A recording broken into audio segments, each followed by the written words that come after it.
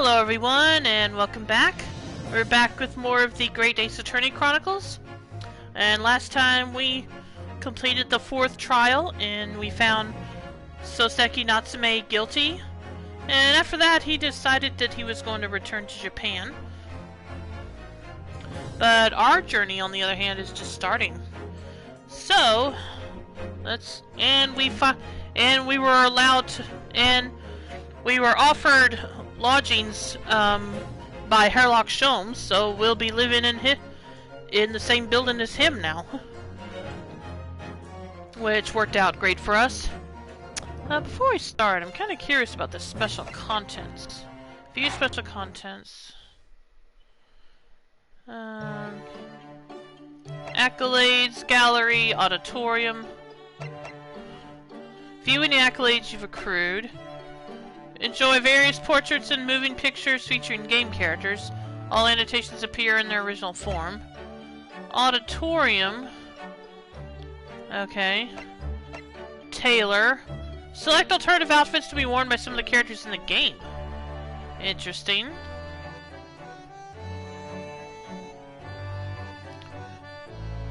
Let me kind of look at that real quick. I'm kind of curious.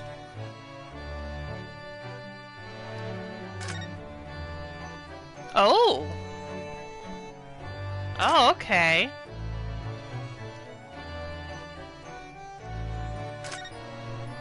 I kind of like this outfit, not gonna lie. Oh, outfits are only available for use in the Great Ace Surgery 2. Okay, never mind then. No point in messing with this right now. Although I am curious about what the others look like. Oh my gosh, that's adorable. And... oh gosh. Yeah, I don't know about that one. Anyway, let's continue. Actually, what were the other two things? Escapades, play some short extra episodes, and credits. View credits of all the staff behind the Great Ace Attorney Chronicles. Okay, I'll probably look through this after I finish both games. Anyway, yeah, let's continue. And we're now beginning episode 5, The Adventure of the Unspeakable Story.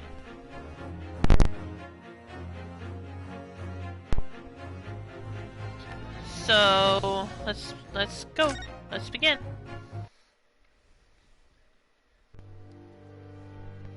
The Hound of the Baskervilles. A hound it was not, but not such a hound. A hound it was, but not such a hound as any mortal has ever seen. It's okay, coming. Fine. Sholmes's cry pierced through the thick wall of fog around us. Wisps of vapor flowed over the pistol as I cocked it, and I waited breathlessly in the stillness. The silence lasted for what seemed an eternity, until, at last, it appeared. From the shadows of the cloud, an enormous beast sprang out upon us. A hound it was, but not such a hound as any mortal has ever seen. Its eyes glowed with a smoldering glare. The whole of its ox-sized body was outlined in white-hot flames. Its rumbling pant and hideous howl, so terrified was I that I began to tremble with fear. "Look well, Wilson," Sholmes declared, gazing upon the mystical beast. "For this is the diabolical Hound of the Baskervilles."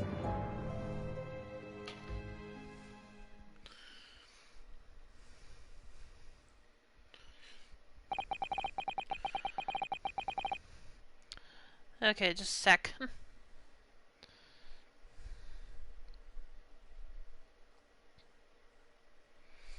So they got away with using that book title, but not the actual detective's name. Okay. Whatever. I guess not sure what that'll have to do with this chapter, but we'll find out shortly. We'll most likely find out shortly.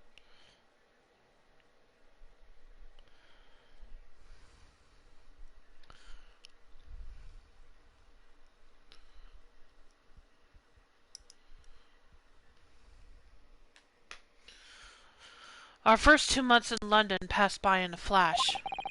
In that disconcerting courtroom experience we were first thrown into on the day we arrived in the country, and in Soseki-san's terrible ordeal that had followed closely behind, we had emerged victorious.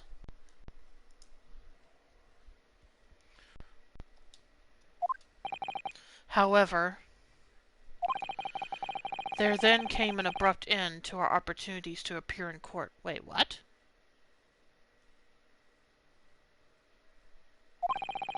Oh, which was hardly surprising, of course, since I was nothing more than an amateur, an unknown student of law from a faraway land. Oh, okay, I get what he's saying. So life in our little office was very quiet. That is, until it was shattered one day by that fateful telegram. April 15th, 9:13 a.m. Naruhodo's Legal Consultancy.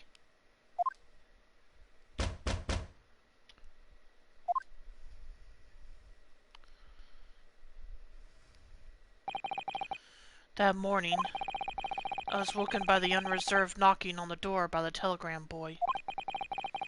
But after he'd gone, Susato-san's behavior became very obviously strange. Susato-san? Yes! Is it time to leave for court already?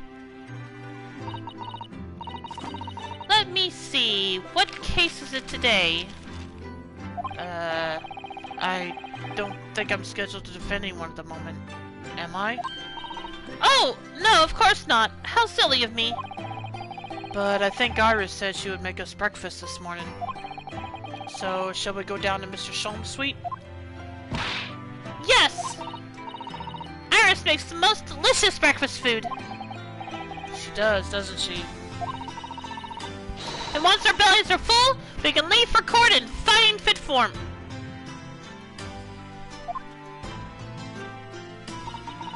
Let me see. What case is it today? I think she's desperate for us to get another case, isn't she? Here we go again.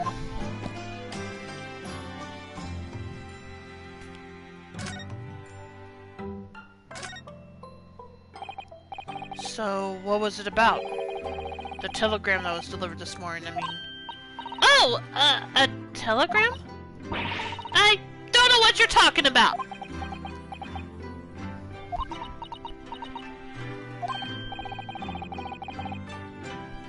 Sorry, but you're not going to get away with that. Well, I didn't think I would! Actually, don't give it a moment's thought. It's nothing. Nothing interesting. Boring, in fact. Ahem. It was just a boring old telegram. Yeah, right. That's 3 times now that she's tried and failed to convince me it was nothing. I promise that I'll tell you about it at some point. Alright, I understand. Okay. Guess that's gonna be swept under the rug for now. I suppose Soseki-san will have arrived back in Japan by now, won't he? Just a sec.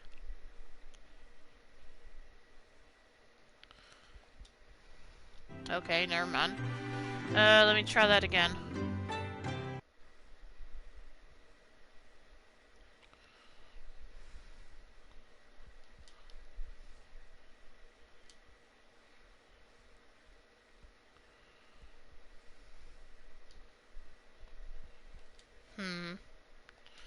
Every time I try to look at this notice I just got, it says an error has occurred. Alright, fine, forget it.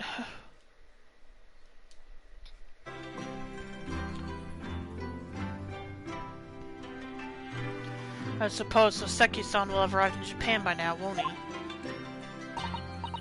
Yes, I should think so. He left immediately after that terrible ordeal.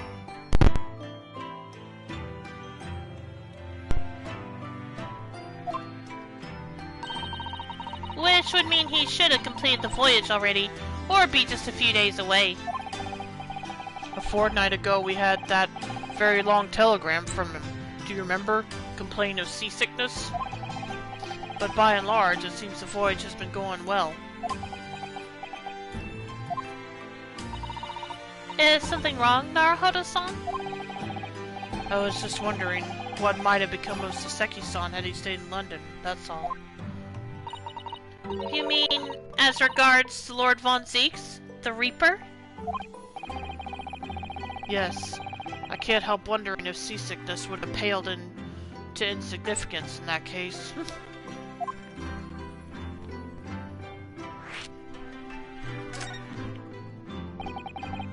What is it they say? That no one who stands in the dock can be safe from the Reaper, right?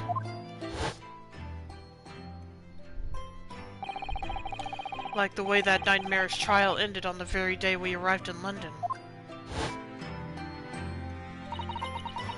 Even 2 months on, the cause of that dreadful fire is still a mystery. Yes, but at least Saseki-san is safely out of the country now. Presumably, that means that the curse of the Reaper can only take effect within the confines of the city of London, perhaps? Even if that's the case, it's little comfort. I have a terrible sense of foreboding. If the legend of the Reaper is to be believed, it would mean he wields the sword of justice himself. Come to think of it, I wonder what he's been up to these past 2 months.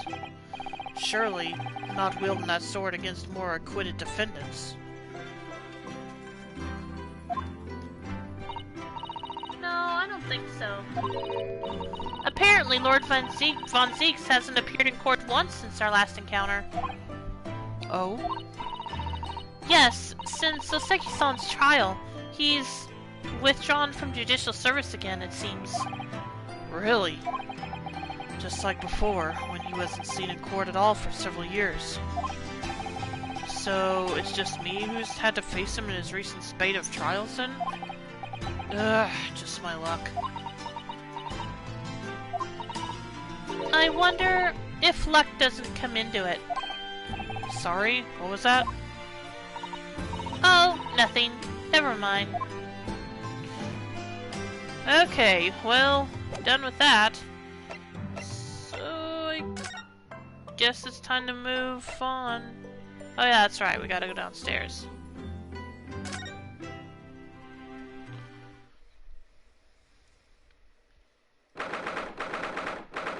April 15th, Sholm Suite.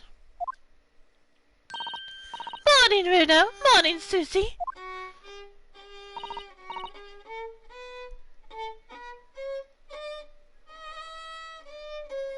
Ugh.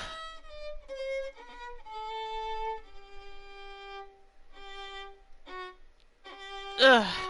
Okay. Good morning, Iris. Iris? What is it, Runo? What is that terrible noise? It sounds like... Sorry. What is...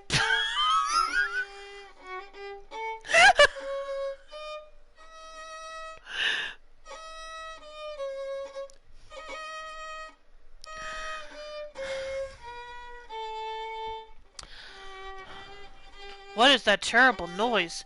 It sounds like a cat being strangled. Ah, yes. You noticed that, did you? Hurley isn't in the best form this morning, it seems.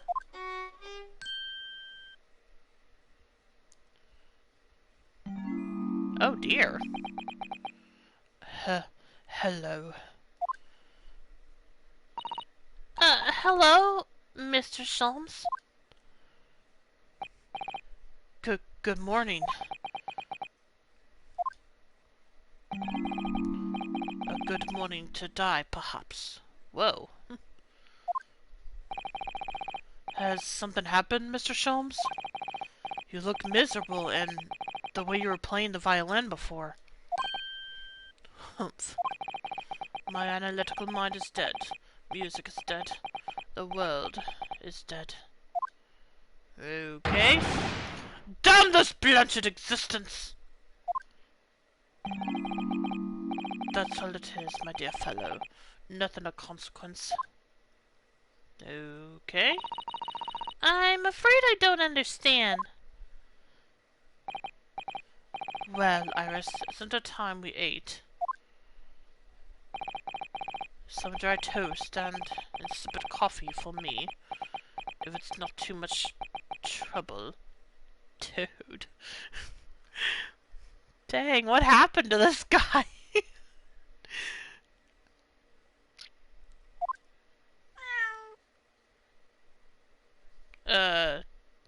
Hello? Aww.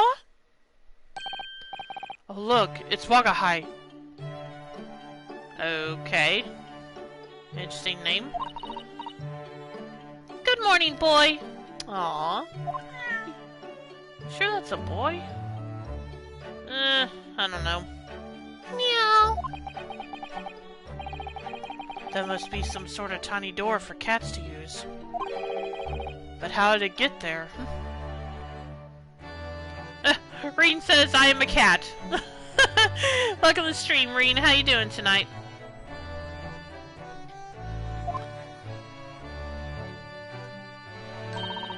Well then, everyone, time for breakfast. Oh, wonderful! Let me help you, Iris. It would indeed be a fine day to die. Okay, seriously, what's going on? I knew something looked different. Something's missing from Mr. Sholm's desk. Wait, what?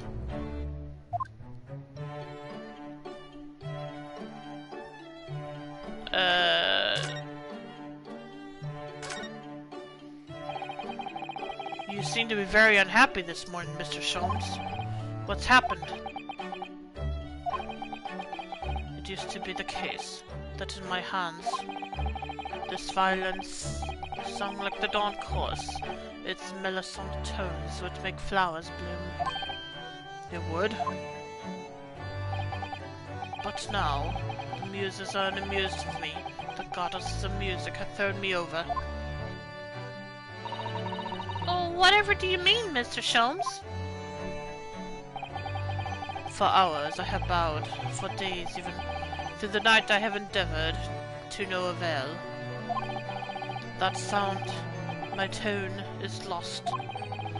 That brilliant, clear, unwavering tone, gone forever. No more recitals of unbridled emotion. Well, you haven't been practicing much lately, have you, Hurley? Don't worry, I'm sure we'll come back to you in time. Heed my words, Mr. Nahodo. The goddesses of the arts are fickle. One day they bestow genius on a man, the next they unmercifully withdraw it. Oh, dear. Ah! Why is this happening to me? If they take the turn I have for the violin for me, what is left, for pity's sake? What is left?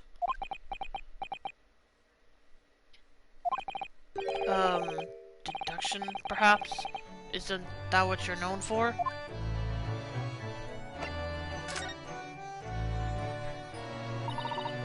Mr. Sholmes, I don't like to pry, but... your desk looks rather empty today. Oh! Oh, we're done, Mr. Sato. Your observation skills do you credit. Oh, no, Mr. Sholmes. They pale into insignificance when compared to yours. You'd struggle not to notice, wouldn't you? You mean Hurley's great analytoscope? That's at Windy Banks now. Sorry? It's at a Windy Bank? No, Windy Banks, the pawnbrokery. Yikes. What?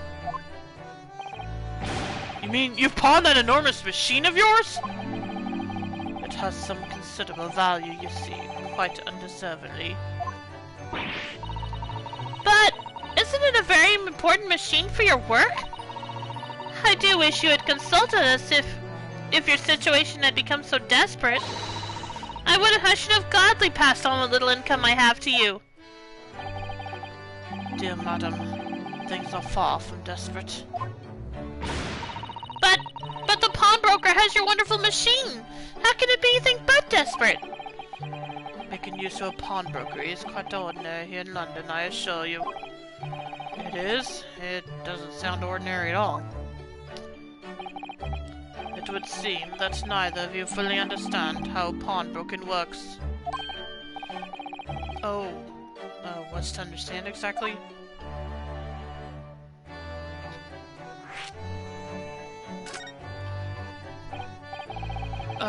What did you mean when you said we didn't fully understand how pawnbroking works? To the people of London, pawnbrokers are akin to banks. Banks? On Mondays, merchants relinquish the finest jackets and trappings to the pawnbroker of choice. With the money they receive in return, they are able to trade happily through the week. And then on Saturdays, they go to recover their things using the money they've earned. I had no idea! This has been a fascinating lesson for us.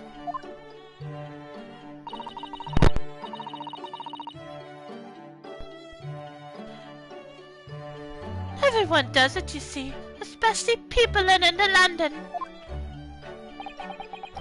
And should they have money to spare, they would purchase another fine jacket.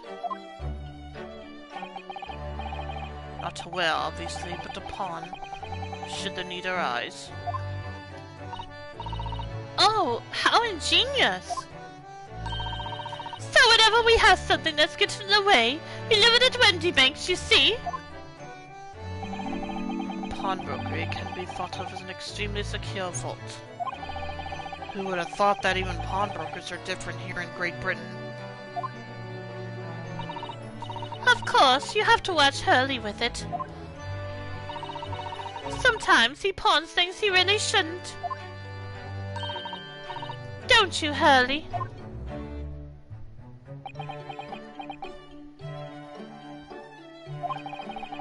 What does it matter? The world is dead to me now.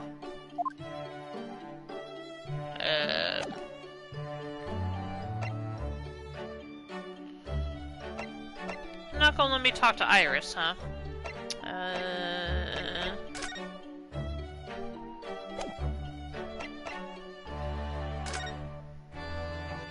Oh, okay, I guess I can talk to her this way.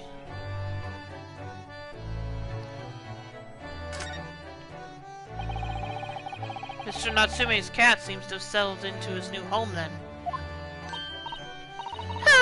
Oh, okay, that was his cat. Oh, yes, and I've been very attached to little Waggy. That explains the name. It would appear his previous owner has completely forgotten to him. Cats are unfeeling creatures. Their muse is empty as the hearts of the muses.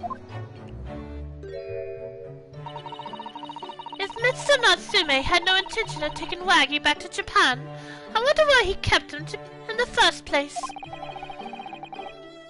I expect he would have taken him if he could. Sure, they don't allow pets on the ship. But pets are strictly forbidden aboard steamships in our experience. And for good reason! Terrible things can happen if the rules of passage are not obeyed! Well, I don't mind, because Waggy is adorable. Aww. Yes, he really is. Oh yes, what about the door? I don't remember seeing that tiny thing in the main door before. Where did that come from? Oh, you noticed? You're observant, Bruno. Look, I use this. It's my latest invention. What is that? I call it the cat flapper-mat. Gosh, a machine for making doors just for cats? That's right. You can make a cat flap for a little furry friend like Waggy in seconds. And it can do it in any door at all, no matter what it's made of. It's very powerful, you see. Wouldn't it have been quicker just to make the cat flap rather than making a machine to make the cat flap? Well, yes, maybe. But now I can make cat flaps anywhere I like. Oh, I think it's wonderful. You must make one for us in the door of our office upstairs, Iris. She really knows how to come up with unconventional inventions, this girl.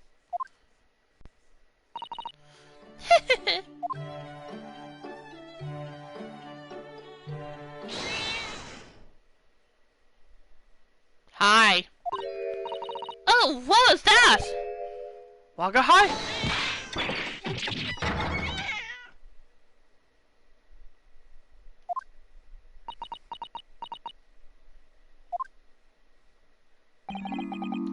What was that?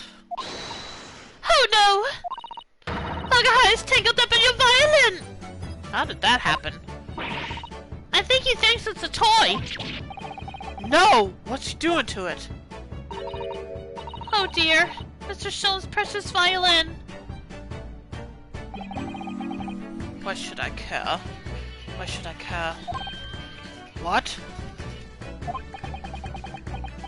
I shouldn't be surprised. The cat is a more accomplished musician than I now.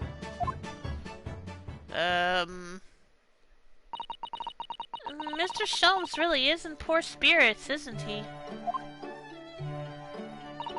Well, anyway, I'll put it back where it lives. Shall I, Hurley? Out of the cat's reach if possible. Maybe we should assess the damage.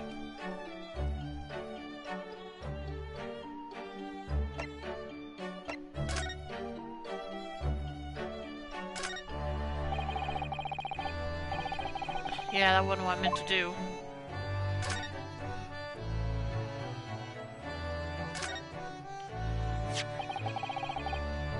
So this is the violin, is it? It's a Stradivarius, one of the finest violins in the world, made by the renowned Italian luthier Antonio Stradivari. Yeah, I've actually heard of that. Oh, I see. It doesn't really look like anything special to me. I happened upon it covered in dust, languishing in a pawn shop down a nondescript back alley. The broker had no idea of its value, so I was able to purchase it for a mere 55 shillings. How honorable of you. And until today, it has been my faithful companion in every great Paganini-inspired performance I have made. I ask you, is there a reason to live in a world devoid of music to tolerate this blanched existence? No! There's none!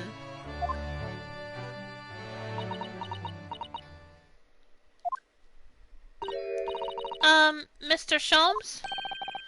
What, dear madam, what? My thoughts are preoccupied with fancies of release from this dull routine. Well, it's about the violin. It looks very different to normal, don't you think?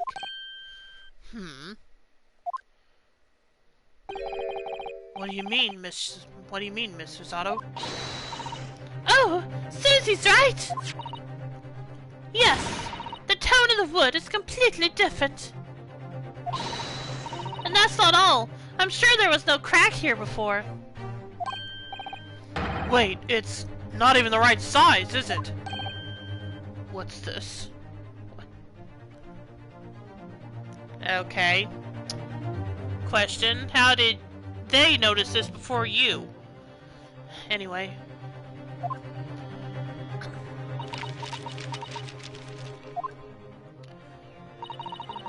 I'm terribly sorry to have to tell you this, Mr. Sholmes, but that instrument isn't a violin at all. Then what?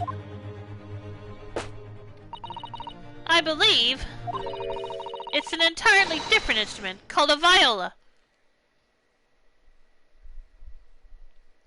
Alright. What?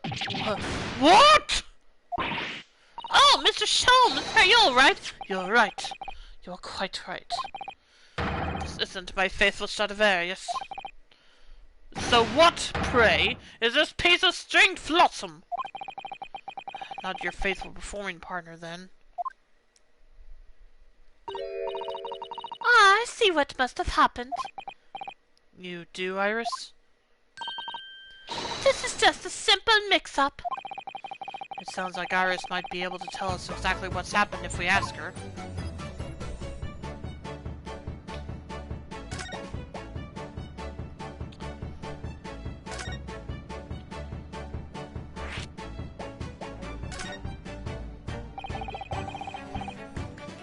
What did you mean by a mix-up, Iris? Well, you see, this viola, I mean.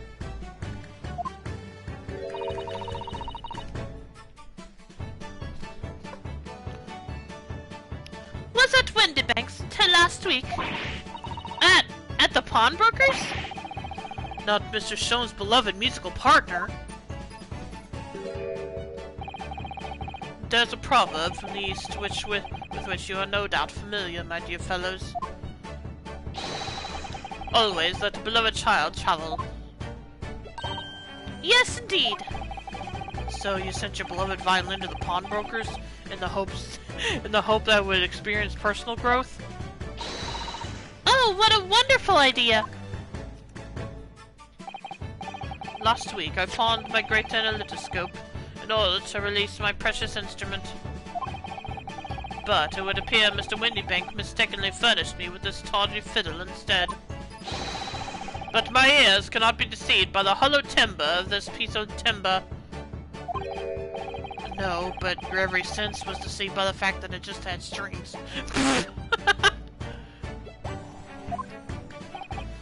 Sure, a fine state of affairs this is. And why I always say, Mr. Naruhodo, never trust a pawnbroker. They will try to fiddle you every time. But earlier you told us that you could think of a pawnbrokery as an extremely secure vault.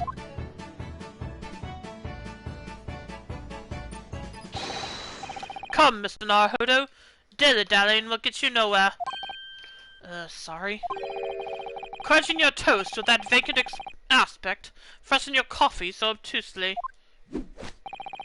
Are you not a little embarrassed by your own conduct, considering the urgency with which we are faced? Well, now look who's back to normal. We must visit Mr. Windybank's brokery at once! That's right, isn't it, Mr. Sholmes? Precisely, Mr. Zotto. Without a moment's delay. But I haven't finished my bacon and eggs. My dear fellow, surely you do not still intend to crunch your bacon with an increasingly vacant aspect, to fresh your egg even more obtusely. Alright, say no more. Let's go then. Don't worry, Bruno. I'd be happy to heat it up for you again later. Oh, thank you, Iris. How is she going to do that? Did she invent a microwave? As it happens, I am rather curious to see what a British pawnbroker's looks like. Alright! A new location has been added. Well, I guess we'll go to Baker Street first.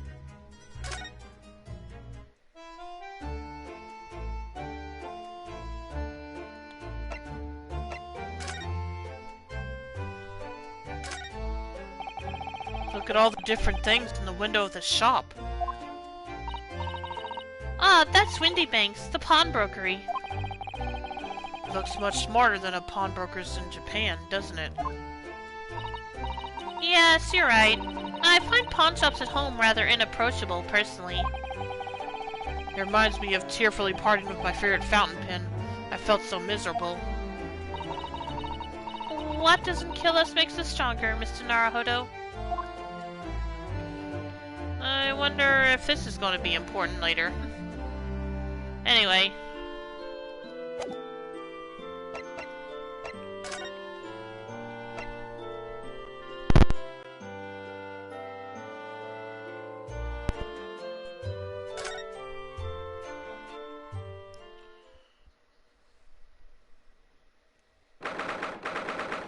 April 15th, Windy Banks Pawnbrokery.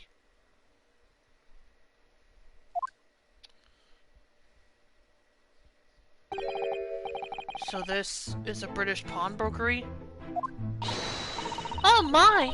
There are all sorts of tools and contraptions in here that I've never laid eyes on before. Ah, Susato-san, and that spark of wonder in your eyes. You can't wait to scour the shelves, can you? I get the impression you enjoy places like this. Oh yes! I don't know why, but seeing such a lot of things I don't understand is a real thrill for me. My dear fellows, let us not forget why we are here. Oh, Mr. Sholmes! We are calling on matters of business, not pleasure. And clearly Mr. Sholmes means business too, judging from the spark of fury in his eyes. Oh, Mr. Sholmes, sir, welcome back! Did you hear that brazen welcome? Well, yes, we are potential customers, after all. We are disgruntled customers, Mr. Nahodo. It's time to inform Mr. Windybank of our ire. Come! The fight is afoot!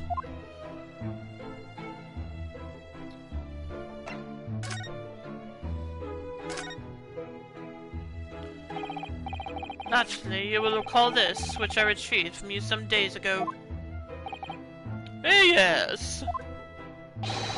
This second-rate fiddle is not my faithful instrument, Mr. Windybank. The color of the wood is different, it has holes in it, it's not even the same size. A wonderful summary of our observations, Mr. Sholmes.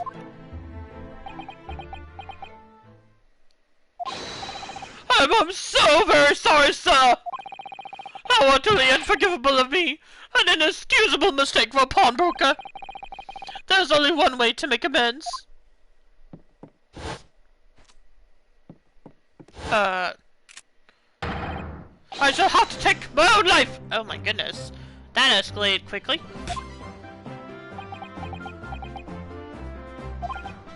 I don't think that will be necessary, do you? If I may just say one thing before I pop off!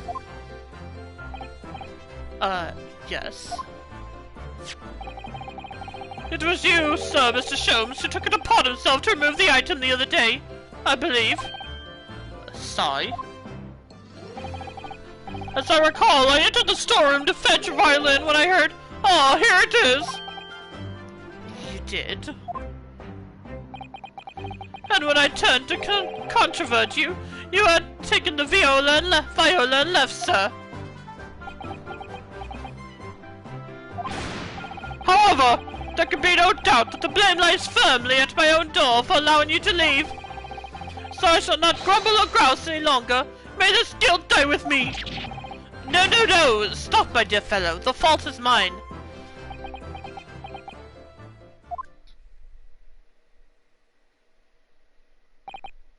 Phew. It would appear that the fight is over. I do humbly apologize, Mr. Windybank. Evidently, my questionable disposition precipitated this tragedy. Well, you wouldn't be Mr. Herlock Sholmes without that questionable disposition now, would you? Haha, I do believe you may be right, sir. It's either laugh or cry, I suppose. You are, it must be said, one of our more challenging customers. I didn't remind you of the peculiar collection of items you brought through my door in the past. Oh? Peculiar items? In the extreme, ma'am. For example, the unpublished manuscript of an eponymous work, the novels of Herlock Sholmes or some such. Oh my! A new full-fledged novel? And unpublished? A story I've yet to read, you mean? Ah, forgive me! Wait! Before you die, you must tell me more! How about just not letting him die? I must know more! Tell me everything! Wow, Susato-san is really fired up now. Is there really an unpublished story under this very roof? Well, one day the gentleman here brought in an old metal chest, you see. I should like to entrust this to your care for a while, Mr. Windybank. For a chest like that? 1 shilling, sir, not a farthing more. It houses something of very great value indeed. The latest manuscript, recounting the adventures of one Mr. Herlock Sholmes. I beg your pardon, a manuscript? You wish to deposit a manuscript? Indeed I do, for I am confident it will be quite safe here. And that was that. As such, Mr. Sholmes' latest tale of otherworldly mystery lies dormant in my storeroom. Mr. Sholmes, is that really true? Do I sense that someone doesn't want to talk about this? I continue to pay your fee, do I not? And kindly continue to store my belongings securely. Of course, sir, of course. They're safe and sound with me, I assure you, on my life. This is all very strange. Yeah, you can put the gun down. I wonder, could I ask you something? Ah, a gentleman from the East, I see. Yes, that sable suit. I suppose I could offer you 6 pence for it. Without wishing to offend, the tone is somewhat dull. Sorry? Aha, but for your splendid attire, ma'am. 5 guineas, no less. The colors are exquisite, the design exotic, Eastern artistry at its finest, may I say. Oh my, 5 guineas, you say? How interesting. Why do I feel as though I've suffered some sort of defeat here? Actually, I was hoping to ask you about your business. I've heard it said that pawnbrokeries are used rather like banks here in London. Yes, sir, indeed. Many of my customers utilize the establishment as you describe. I appraise the items, offer them a proportionate loan, and 2 months of secure stowage. If in that time they repay the original sum to me plus the agreed interest, the items are happily returned. But what happens if they don't pay you the money? Then the items are offered for sale in my shop, as you can see on the shelves behind me. So, you never sell items before the 2 months has passed, then? That's right, ma'am, that's right. Which means some considerable responsibility rests on my shoulders. Should a customer's precious belongings be lost, the only recompense is for me to end it all. The very idea, Mr. Windybank, is an absurdity. One should never talk of one's demise so casually, says the man who was telling us all it was a good day to die only this morning.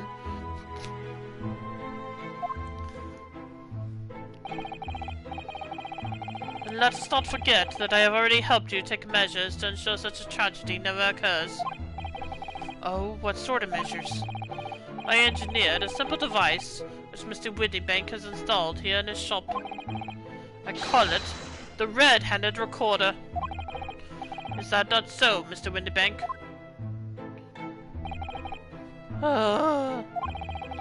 What was that deep sigh about?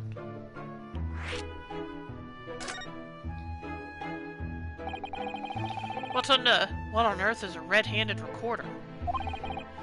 Use your eyes, my dear fellow. There are 2, just below the ceiling. I can see what appears to be a camera attached to some sort of timing device. Very astute. It is indeed a camera furnished with some 100 pieces of celluloid film. And every 30 minutes precisely, the camera automatically records the appearance of the shop. Here, I have an example I can show you.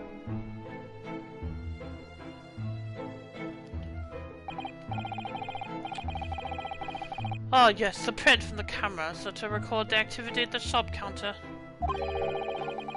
I developed a special type of film, so sensitive, it produces a crystal clear image, even in darkness. Really? That's extraordinary. Yes, you can clearly see the counter and the door behind it. Look!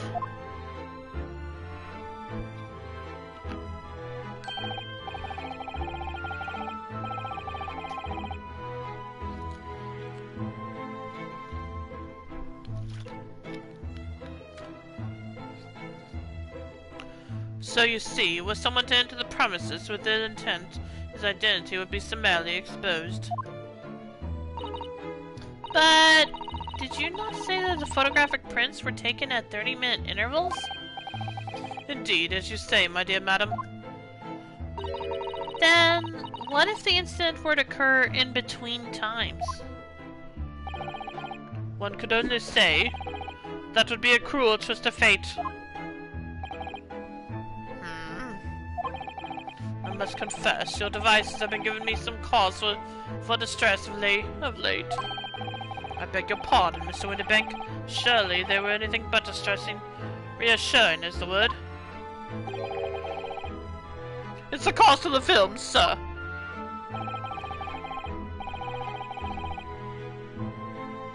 You most graciously placed not one, but 2 cameras in my shop after all. Which means I must pay for nigh on 100 utterly useless prints every single day. I'm afraid the cost of the film will break me before I'm very much older.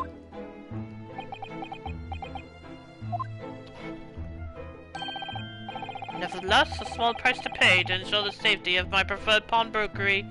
No? My dear fellows, we verge on an age where safety and security come at a price. Oh, heaven help us! Yeah, but not that high of a price, I wouldn't think. Anyway. Now then, Mr. Sholmes, allow me to return your precious violin. Ah, the very thing. Thank you, Mr. Winterbank. Perhaps this might mark the end of the peculiar items you tried to pop. Because if anything were to happen to one of them, this would be the only answer! I really think you ought to stop waving that gun around. Someone could get hurt. Fear not! Sorry. I've only loaded a single bullet, so no one but myself could possibly be harmed. That's not really what I meant. Good day to you then, Mr. Winterbank. It's been a pleasure as always, Mr. Sholmes. Oh boy. So, Mr. Naruhodo, now we can explore at last! If we must. Look at this! Look at this lovely, big, shiny box be! That, my dear madam, is a music box. Surely you have such things in your own country. Oh my! Yes, but I've certainly never seen one so large before. Shall we listen a while?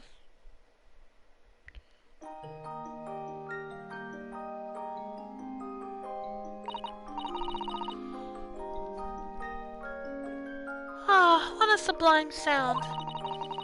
It's like the music of angels. I've never heard anything like it before in my life. This particular specimen is of the larger variety, commonly found in public houses and restaurants. There is a metal disc inside on which the notes to be played are recorded. Simply by replacing the disc with another, any music you care to imagine can be played.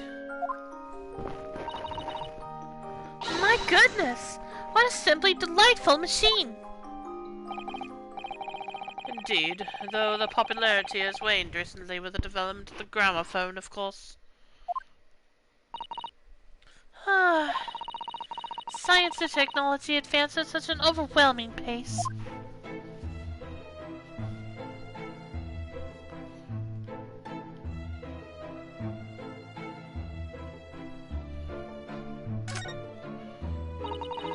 What an assortment of things there are on these shelves here.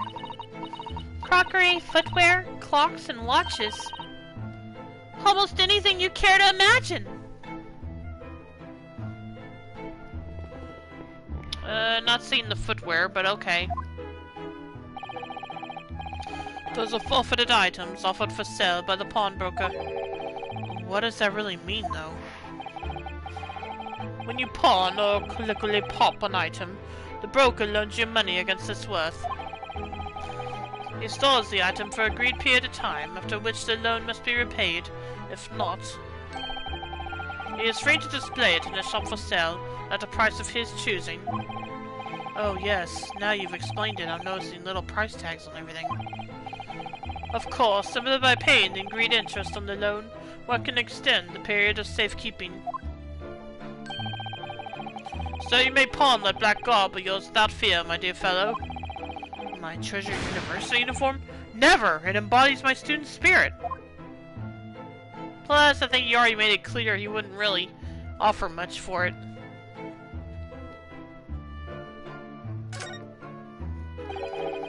There seems to be a little door hidden behind that curtain there. That leads to the storage room, where Mr. Winterbank keeps articles that are currently in pawn. Ah, I see. There's nothing of particular interest inside. I certainly wouldn't recommend any loss in this activity. Recommend or not, it's not something I tend to do.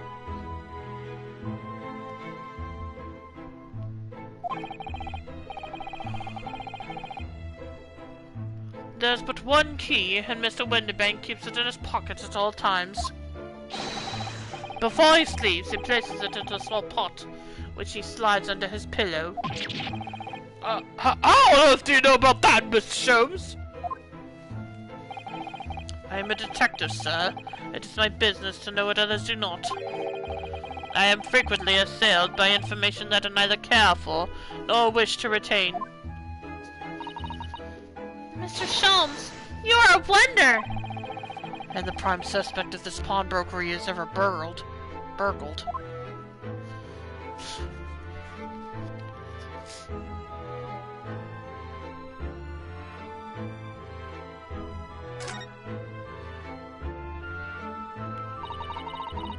Look at that enormous ledger open on the counter there.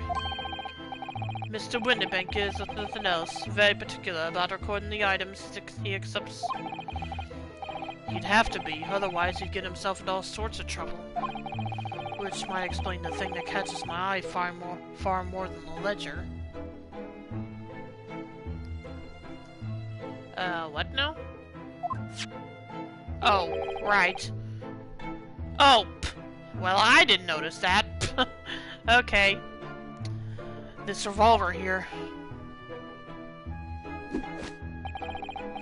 Do not entertain even a single thought of pilfering an article herein, my dear fellow.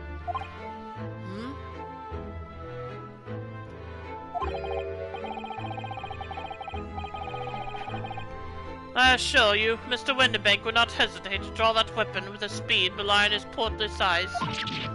Oh, you don't mean he'd... blow his brains out, indeed, in recompense for his blunder. Oh my. But in any case, of course we would never do such a thing. How could you even suggest it?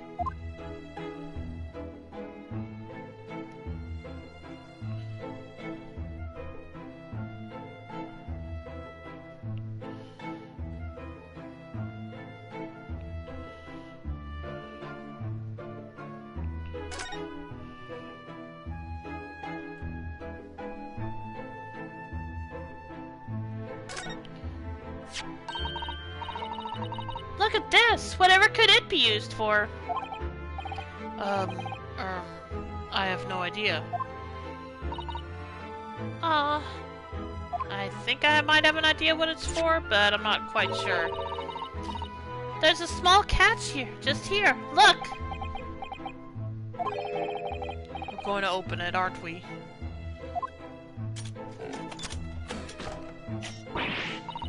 Oh my, that's amazing! It has some sort of spring-loaded mechanism. which we'll never manage to put back to the way it was before. What are you two doing? Well, it's not what I don't think it was what I thought it was then. What? Us? Nothing. No, nothing at all. Whatever this device is, it seems to have a pair of little windows to look through. I feel as though I've seen something rather similar to this elsewhere.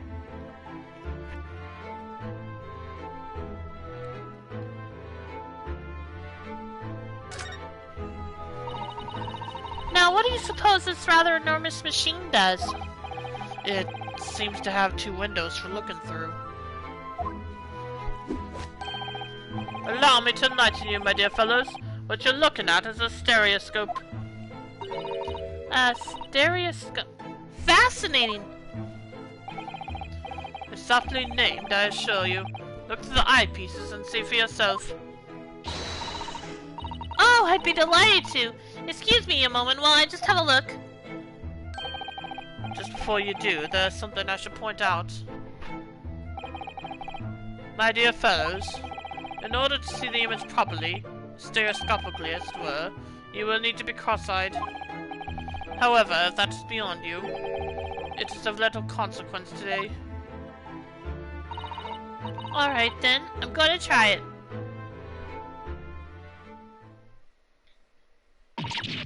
Ah!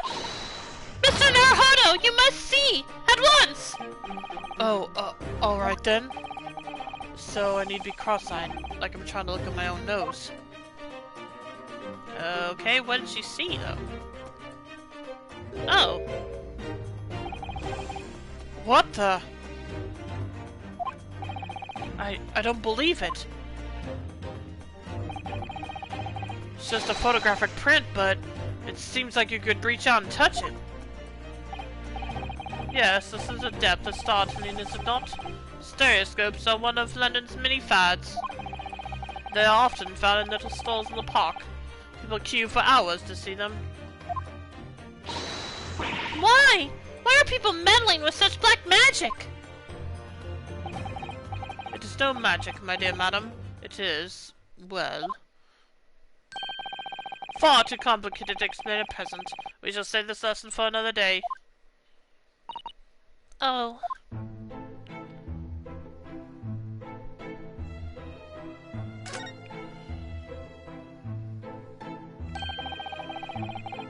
That's not a calendar you could easily miss, is it? April 15th, today's date. Yes, that's not for sale, I must point out. Well, yeah, obviously. It is an Eastern style, page-a-day calendar. Eastern style? Every night at midnight, I tear off the front page to reveal the following day's date. The perfect calendar for a tearaway fellow such as yourself, Mr. Winterbank. And who was it who walked out of here with the wrong violin before? Well, when the great storage period has passed without repayment, articles are forfeited, you see. So I had to keep a close eye on the date. It's something of a pawnbroker's obsession, you might say. Oh yes, I can see you're very dedicated to your job. What? Only tuppence for it? That ain't fair, and you know it. The article is barely worth a penny, miss. I cannot offer more. What now? Sounds like there's an argument brewing over by the counter. Come on, that can't be right. How have you even had to Papa's butchers at it? I've seen all I need to see, young girl. Oh, hi. Wait, don't we know? I'm sure I recognize her. Oh, yes! It's the young lady from Mr. McGilda's trial 2 months ago. Her name is Gina Lestrade, my lord. She is a chancer, and her crust among large crowds, relieving people of the purses. What's commonly called a pickpocket.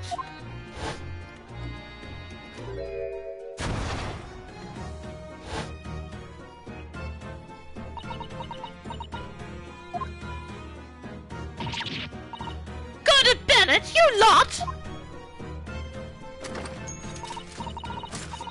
Hello, Miss Lestrade. I hope you've been well. Eh, what? You remember me then, do ya?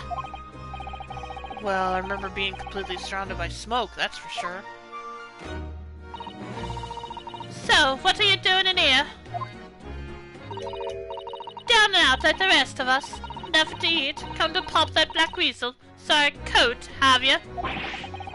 What is it about this black uniform that makes everyone comment on it? Oh, good day. Unless I'm much mistaken. You would be the young pickpocket who stole our experimental smoke grenade launcher. Oh, Mr. Sholmes! So, you have something of value to pawn, do you? Allow me to see the article, and I shall negotiate with Mr. Winterbank on your behalf. Pull the other one! I don't need no help from some stuck-up D! Get out of my business! Go on, I'll make the trouble for you! As you wish, Miss Lestat. I will happily remove myself from your presence.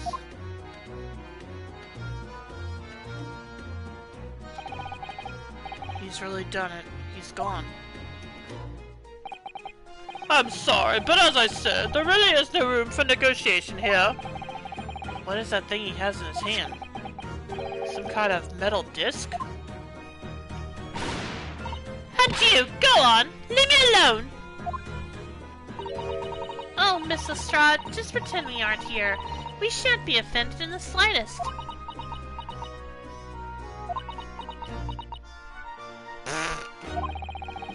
Sato-san can really stand her ground when she wants to. Whatever.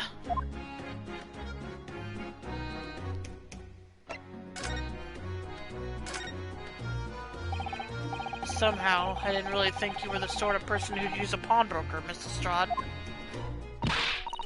Yeah, well I am, alright. I'm a Londoner, just like everyone else. That's a problem, is it? No, not at all. It's just that, well... Oh, I get it. I know what you're thinking.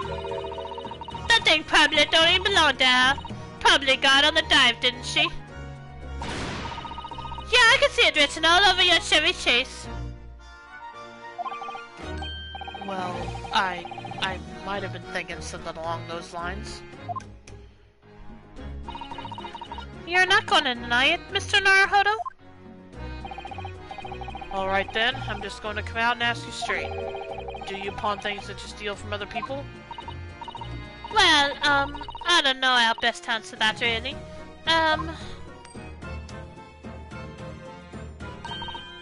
Suppose, sometimes. You're not going to deny it either, Mrs. Strahd? But not this time, alright? I swear! That thing belongs to me! The disc that Mr. Winterbank is holding. Perhaps we should see what he has to say about all this.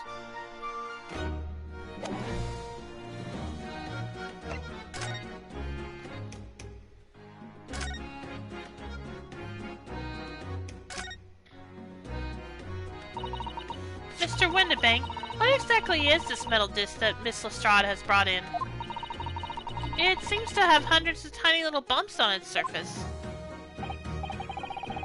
Oh, there's a music disc, you see, for use inside a music box. In a music box? What, you don't even know what a music box is? Just you and not too savvy, eh? I know what a music box is. I've just never seen one of these discs before. The small protrusions on the metal disc encode the tune to be played by the music box. You simply insert the disc and set the machine going, and beautiful music plays. It's so incredible! Tell us, what tune is on this disc? Well, I'm afraid I couldn't tell you that. There are so many different types of music box, you see. British-made, German, Swiss. I have no way of knowing which particular machine this disc was made for. I see. And that's it in a nutshell. I wouldn't have any customers for an item like this, even if the young lady forfeited it. Really, I'm already offering more than I should at a penny. That's a packet of lies. He told me he did. He said it was, well... He? Who? Never you mind. It just ain't right, that's all. That this was good money, I know it is. Well then, you'll have to try your luck at another pawnbroker's, won't you? Ugh.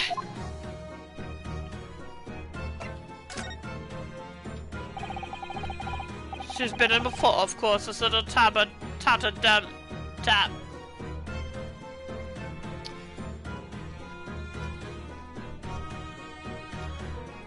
This little what the heck even is this word? This little tatterdemalion. I don't know if that's right. I see. I brought some dubious article or other with her every single time on my dad. Dubious? What are you trying to say? I'm an honest customer, me. So, is there something dubious about the dish you brought in today? Well, if only it were that simple.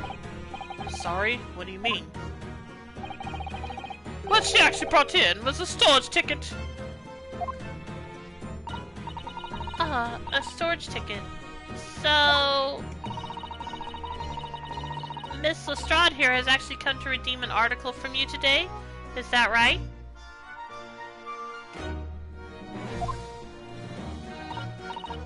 Yeah, that's right. A guy like me has a lot of stuff one needs storing. Alright, yes, that's definitely dubious. The article in question would have been forfeited at midnight tonight. But as she gave me the ticket for it and repaid both the loan and the interest, I was obliged to return the article to her. But what was the article? Do tell us, Mr. Windybank. The little scamp is wearing it, ma'am. It's the overcoat that she redeemed. Ah, okay. Oh. What? What's wrong with that? It fits, don't it? It's mine, so of course it does. So, what about the disc then? How does that come into all this? Oh, the disc is something else. A new article to pawn if the girl and I can agree on a price.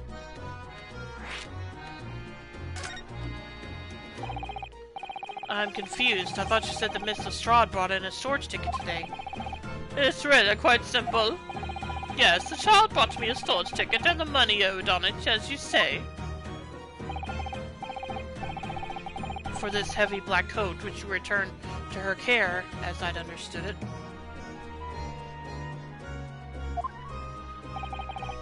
That's right, yes. And rather unsurprisingly, as soon as the little ragamuffin put the thing on, she went rifling through the pockets. Oh, you mean... What? Don't you know it's rude to stare at a lady? Oh, I see. So it came from the pocket of the overcoat, did it? If you mean it's this, then yes, exactly, ma'am. And she immediately tried to pawn it. For quite a high price as well. This is all rather suspicious, I think. Give it up, I'm just trying to pawn something like anyone else would. Miss Lestrade, may I ask who deposited the overcoat here in the first place? Well, me. It doesn't really appear to be your size. Me old man! It's me old man's, ain't it? Is it, Miss Lestrade? Yes, this is definitely all rather suspicious.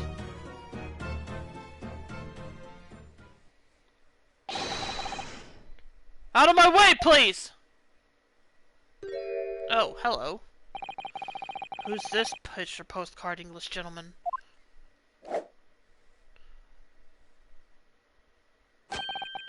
Good day to you, ladies, gentlemen. What's your problem, eh? There's no problem, as long as you remove yourself. I've a matter to discuss with the proprietor.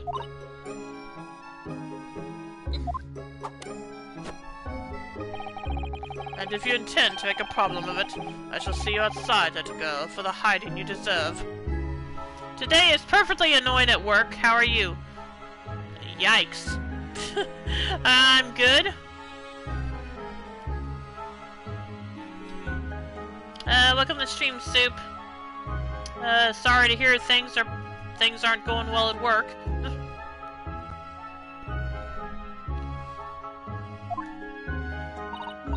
Look, ain't it obvious? I ain't done talking with him yet. If you think you're a gent, you should know how to wait in line. Well, you are an impudent little brat, aren't you? As well as a pickpocket. Eh? Who are you? How do you know who I am? The question is, how do you not know who I am? Because your name is just a bunch of question marks, that's how. You haven't the courtesy even to remember the faces of your victims, it seems. What? You mean from you? Broker! Yes, sir! Oh good, he didn't pull out a gun again. This guy instantly screams untrustworthy. Agreed. Agreed, Reen. I believe this filthy pocket thief has just redeemed an article from you, no? Yes. The article in question belongs to me. I demand for it to be returned at once. Oh my! Now that's a lie. What are you trying to pull? Give me back my overcoat, you wastrel. And needless to say...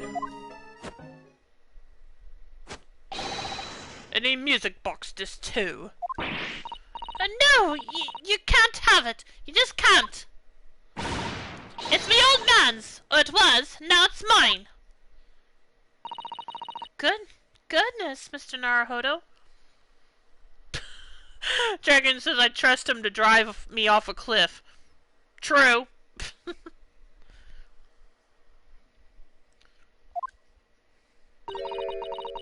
This is a very awkward situation. Yes. I think perhaps we should hear both sides of the story in a little more detail.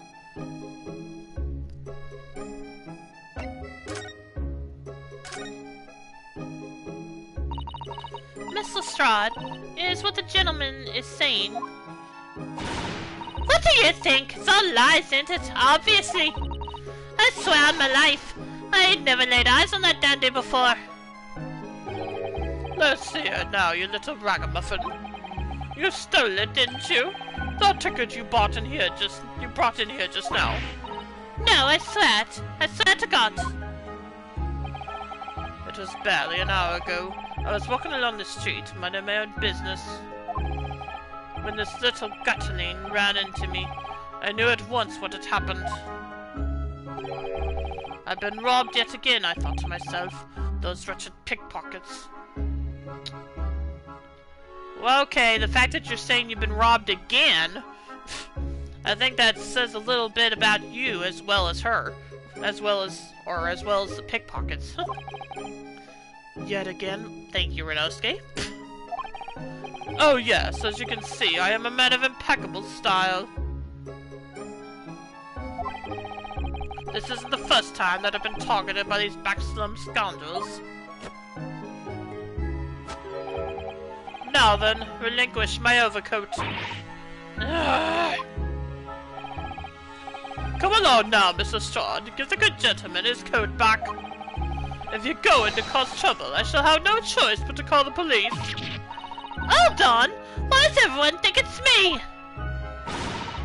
Just look at this dandy cove, and you think I'm the dodgy one? She's not wrong. I'm sorry, but no one's going to believe you. Well, what about evidence? Yeah? Where's your evidence that I've stolen something, eh? Come on, let's see it. Oh, I have evidence, naturally. You what?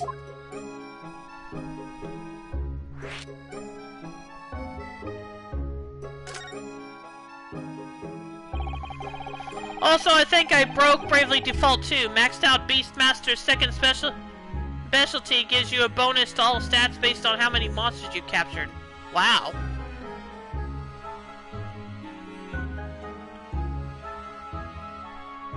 Evidence that the article Miss Lestrade redeemed actually belongs to this gentleman. Of course! We need only consult Mr. Windybank's ledger to know the truth. We'll be able to look up the name of the person who deposited the article in the first place. Yes, brilliant! I'm very sorry, but I'm afraid that won't be possible. Oh? I never ask customers' names. That's a strict policy of mine. Oh, great. But why not? Well, now, as you can imagine, some of my customers have circumstances to consider. A great many of them prefer to maintain their anonymity.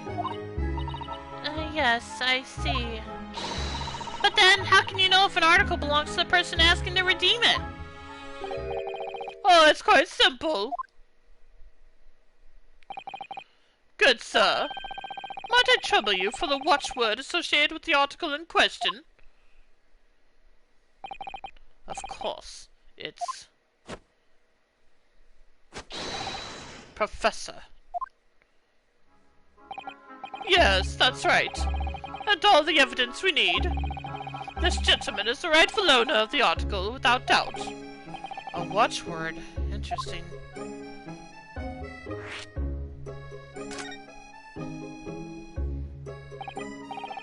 So, about these watchwords, Mr. Windybank. As I just explained, I never ask customers' names when they deposit items with me. There are many reasons why. Certain customers would like to keep their activities secret. That wasn't exactly a subtle glance at Mr. Soames now, was it? Great detectives have no dark secrets, none at all! Yes, well, anyway, that's why I always ask for a watchword whenever I accept a new article.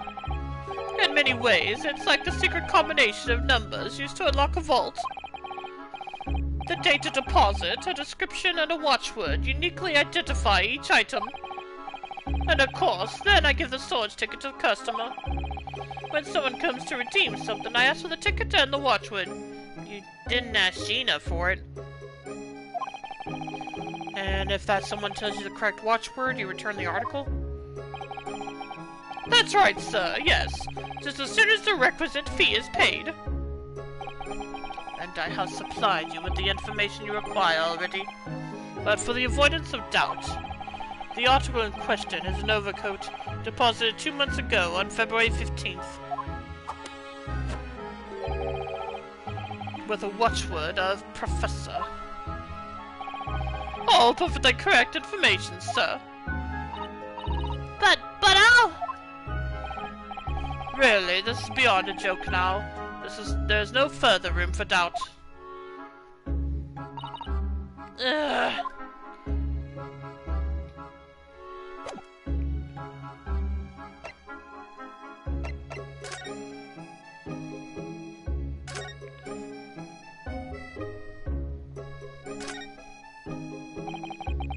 Excuse me, but who are you?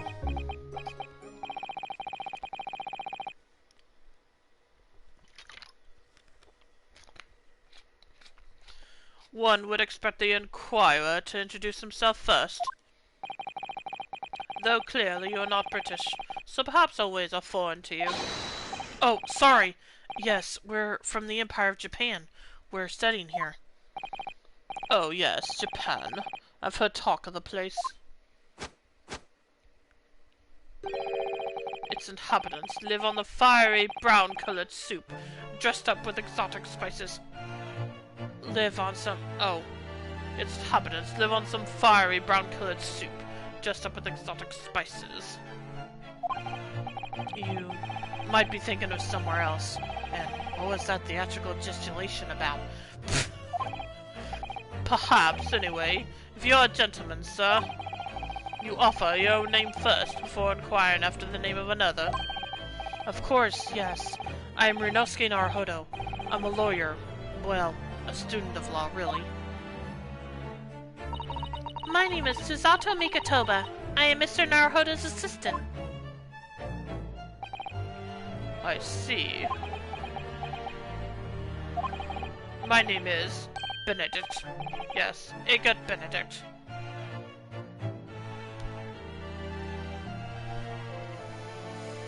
Sure, why not?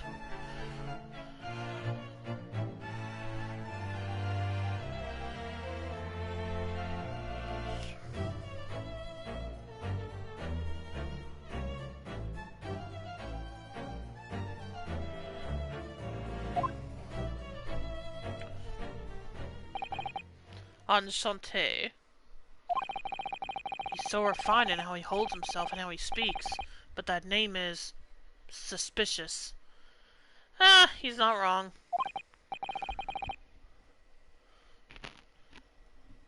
Now, to the matter at hand. My overcoat, return it at once to someone with the style to carry it off. That name is delicious. To someone with the style to carry it off, I don't know. I think she pulls it off pretty... I don't know. I think Gina pulls it off pretty well. What do you guys think?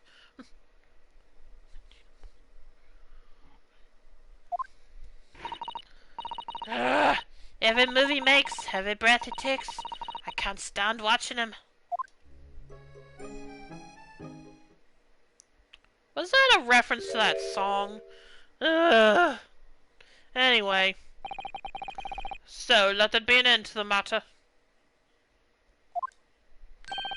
And thank you for your custom, Mr. Aegon Benedict, sir.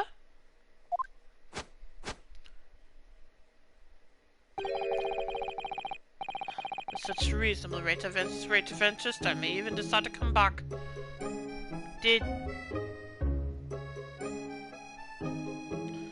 Okay. I'm probably pointing out the obvious, but you're not the one who paid the interest!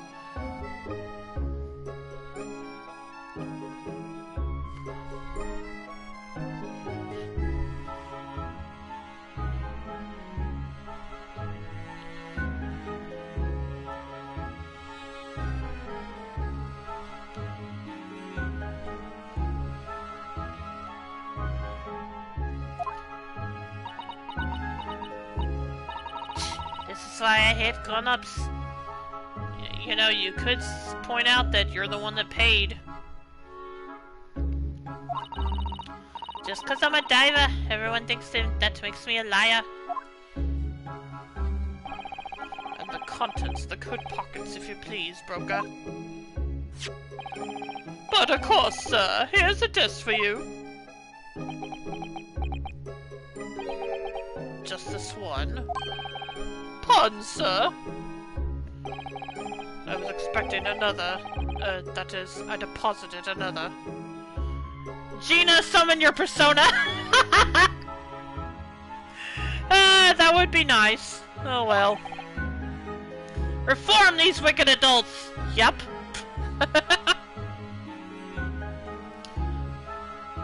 Should I be giving her Futaba's voice at this point? Nah, I like the voice I've already given her. Another disc? Oh dear. I regret to inform you, sir, that what was deposited with me was merely the overcoat. The disc happened to be in one of the pockets, but I was completely unaware of it until now.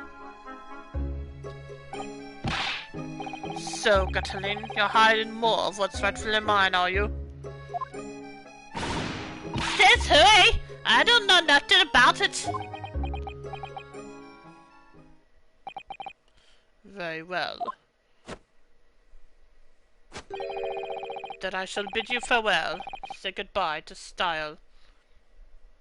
I still say she pulled that coat off better than you did.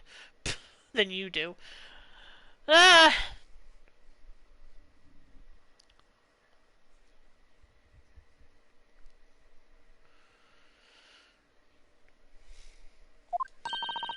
Wait a minute. That disc is mine.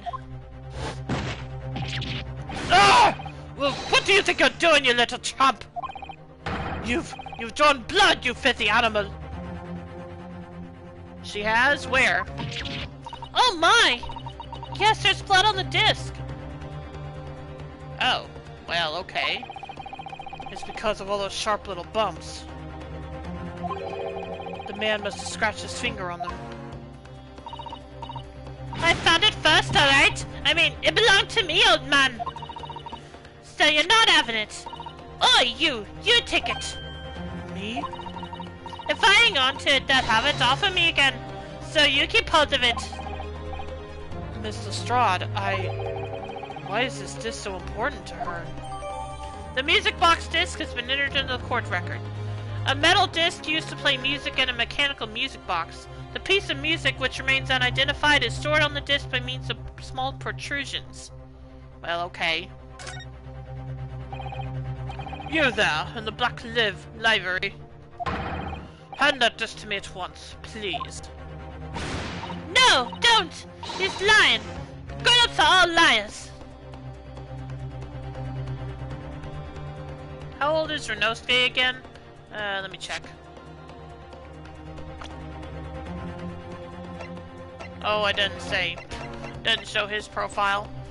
Well, okay, I guess technically he probably is an adult then, because he's probably not much older than Susato. Anyway. What do I do now? How am I going to resolve this?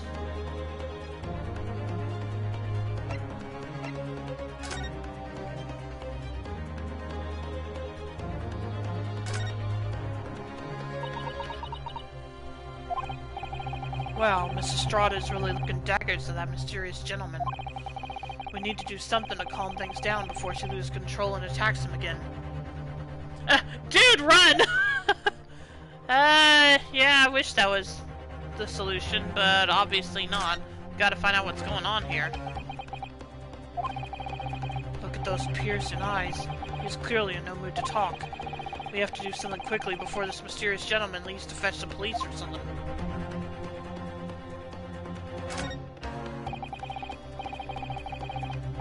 Look at Mr. Windibank watching diligently over his shop. There are still so many things I'm curious about. But somehow I don't really feel like this is the right time to be browsing. Calming this fraud situation must be our first priority. And I'm fairly certain that we can find just the great thing we need among the articles here in this shop.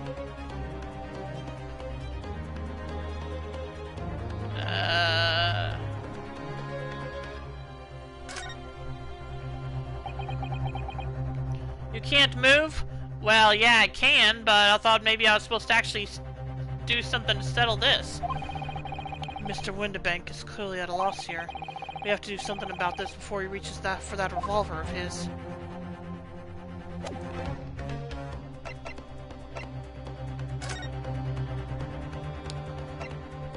Yeah, I can move, but I don't know where I'm supposed to go. What did that say? Are you sure we've asked everything we need to, Mr. Naruhodo?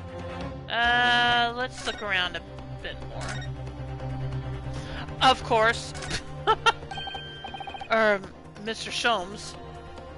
How many screens is this room? I think just these two. Mr. Sholmes, what are you examining with such keen interest there? As you enjoy a bar of caramel, I see.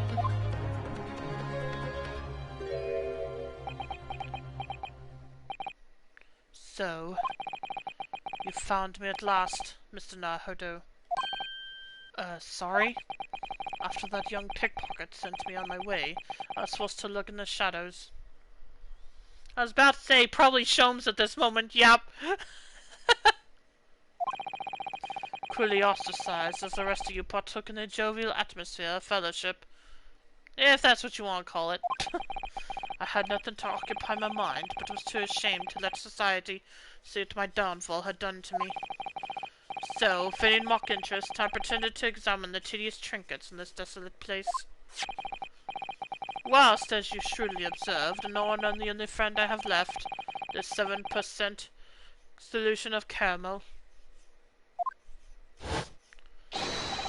Pray, do you claim to understand the depths of my despair, Mr. Naruhodo?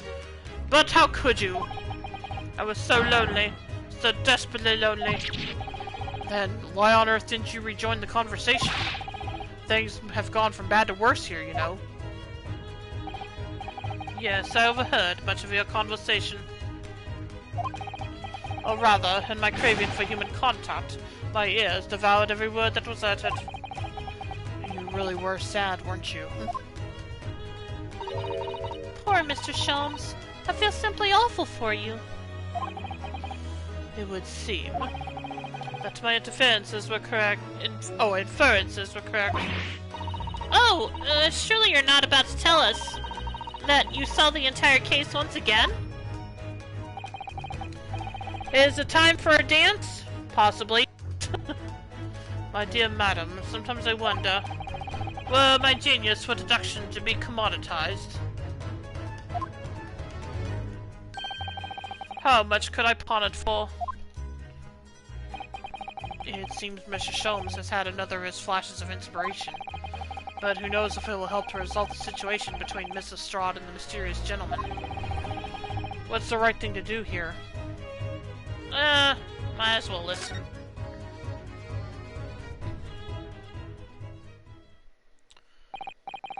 Well, Miss Lestrade, it would appear you found yourself in something of a predicament. Where the blue blazes have you been, eh? Pardon? When a lady's in trouble, a true gent's supposed to be there to help. Straight away! Not an hour later! Harsh. And who, pray tell, are you? Mistake but Benedict. You have in my eyes a veritably encyclopedic array of curiosities about your person. Nevertheless, there are two immovable conclusions I have drawn. I beg your pardon. The first is this. The true reason for your visit to this pawnbrokery today is something you have not yet revealed. Ugh! And the second is this. A considerable crime is in contemplation, one you will orchestrate with intent to steal a vast sum of money. Well, Mr. Benedict, what say you to my deductions? How? He's turned as white as a hard-boiled egg. It would seem that once again, Mr. Sholmes has made a flawless deduction. Just who do you think you are, sir? Ah, yes, as I hoped. That was precisely the pained expression I was looking for.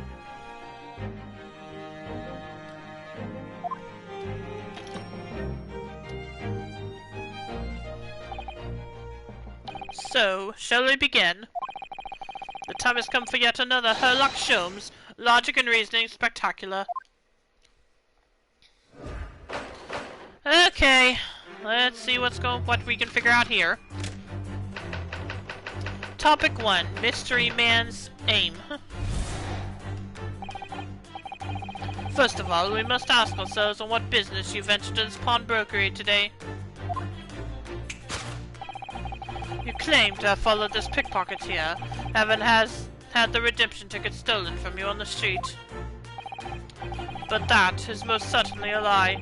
The real truth is something quite different. As revealed by that which you hold in your hand. Yes, what brought you to the shop in the first place is the staff recruitment flyer. The piece of paper in your hand is a staff wanted advertisement from this very shop. Yet even the most unobservant would soon realize that a man of your appearance has no need of such employ. In other words, there is some ulterior motive for your actions. The cane which you unwittingly clutch to your person exhibits an incontrovertible contradiction. What utter rot! I've had this cane for years.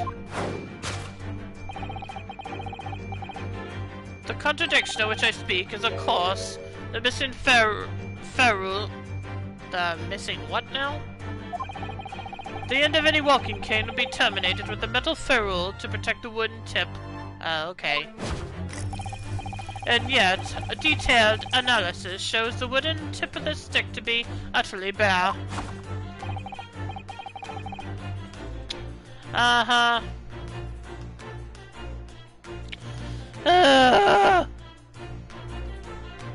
Anyway, therefore, there's only one conclusion. The rod that you hold in your hand, which appears to be a walking cane, is in fact no cane at all. Okay, whatever.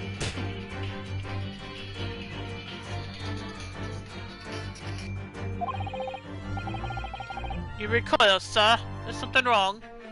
So it's that time of year where I go to look through my rookie binder to see who's a bust, stud, or meh player. Oh, okay. And to your recoiling, you had inadvertently facilitate the answer of the next conundrum to present itself. Namely, what is the truth behind this rod you bear? Yes, your action betrays the truth. The handle, which you evidently would like to conceal, is the key to understanding this riddle, you see. From the moment I saw it, my suspicions were aroused. What walking cane demands a stout handle, mused I. But of course, as I said, this is no walking cane. No, that rod.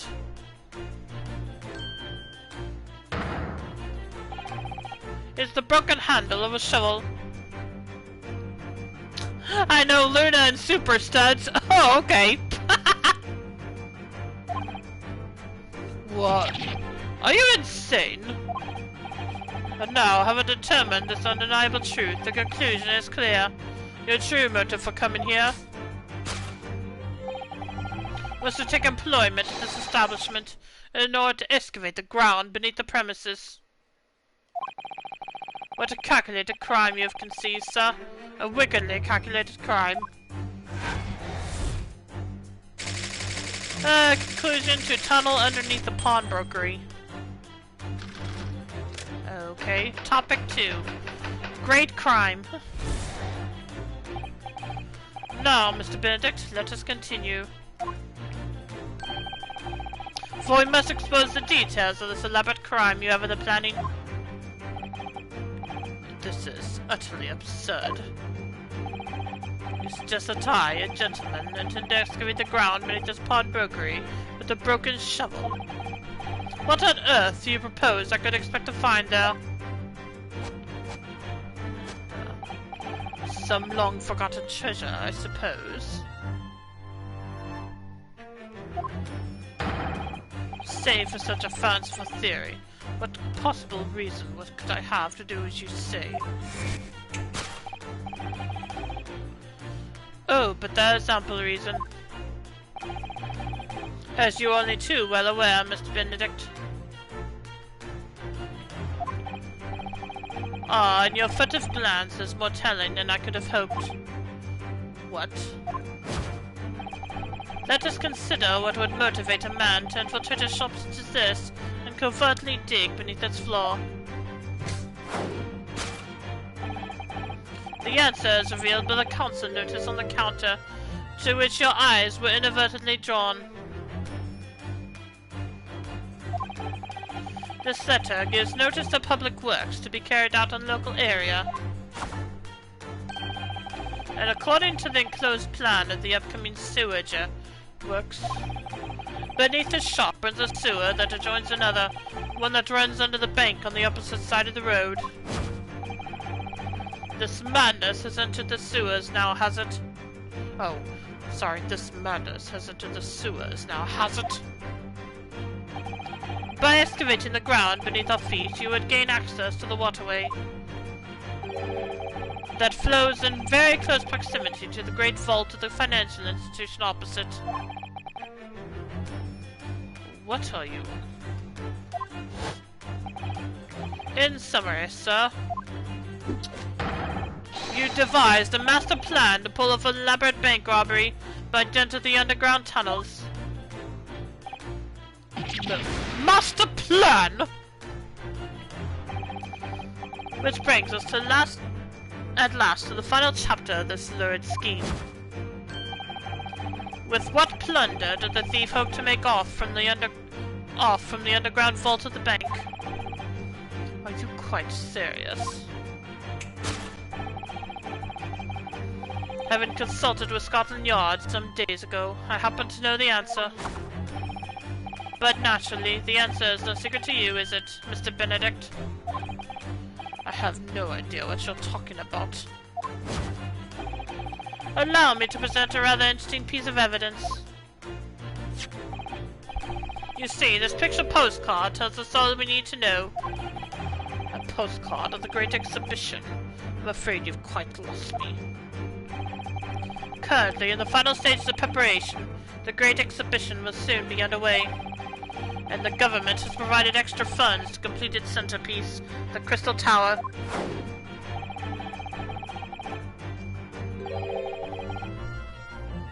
Funds that currently sit in the vault of the bank on the other side of this road. Pardon? Yes, the considerable crime you have been contemplating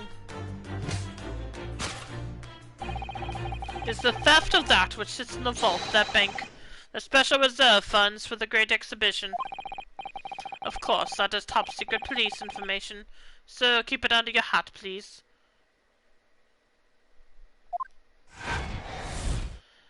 Topic 2, Great Crime. Conclusion: to steal the Great Exhibition's reserve funds.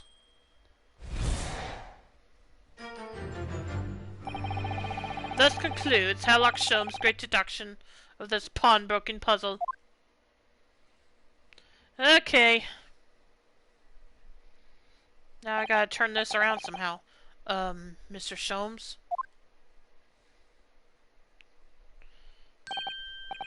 Well, Mr. Naruhodo, an impressively upbeat deduction for a detective racked with loneliness. Would you not agree? Was it true what you said about the bank over the road and what it has in its vault? Indeed, though few know of its existence, it is one of the government's most closely guarded secrets. Gregson told me, in the strictest confidence.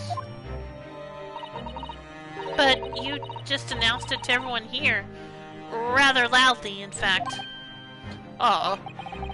And if it's such a big secret, how would Mr. Benedict have come to find out about it? There can be but one explanation for that. Clearly, it is because the man is a criminal.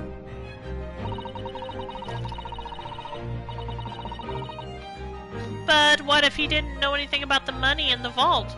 If he is a criminal, as you said, then buying a brand new shovel is sure to be the first thing he does now that you've revealed the secret. Oh. Or if he doesn't, maybe Mr. Windibank will. He already has plenty of shovels here, after all. On my life, I assure you I'm not so unscrupulous. Well, hopefully this has taught you a valuable lesson. Sensitive information must be handled with the utmost care. One can never be sure that someone privy to secrets will disclose them, and once the word is out, it's out. Perhaps I'll think twice before confiding you next time, Mr. Sholmes. An excellent idea, Mr. Naruhodo. An excellent idea.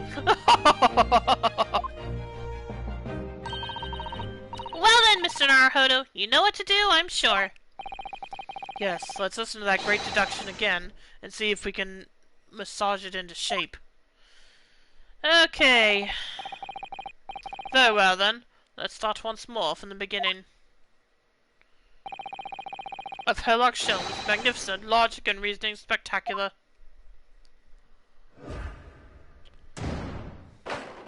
Course correction. Alright.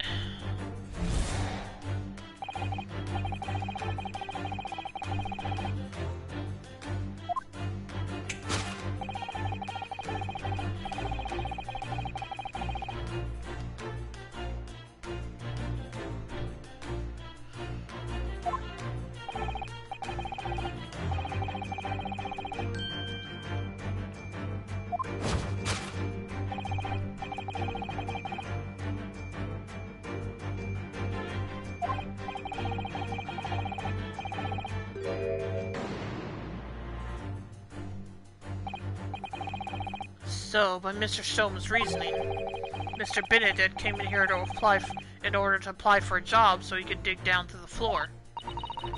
Yes, in an attempt to tunnel into the sewers to gain access to the money in the vault of the bank across the road. But he wouldn't get very far with a broken shovel, would he? No, I think it's fair to say his motives lie elsewhere. The question is, where? What did bring Mr. Benedict here at this particular point in time?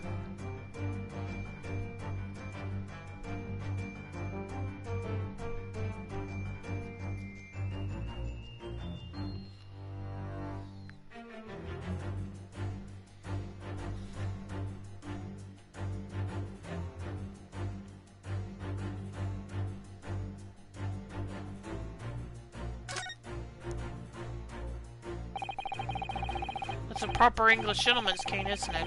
Look at the beautifully polished brass on the handle. Yes, but Mr. Sholmes is right. It's not the sort of handle you usually see on a cane. Perhaps it's the latest London fashion. I mean, that's just guesswork, of course. Perhaps you could adopt a cane, Mr. Naruhodo. It might rather suit you. I have a feeling it might argue with the sword around my waist.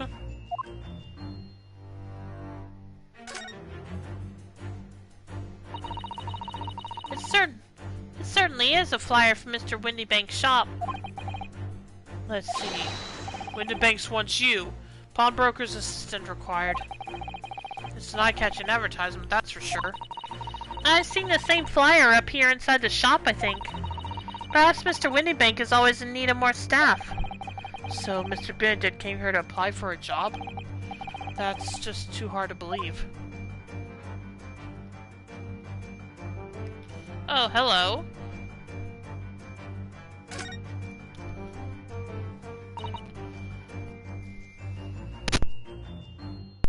Oh!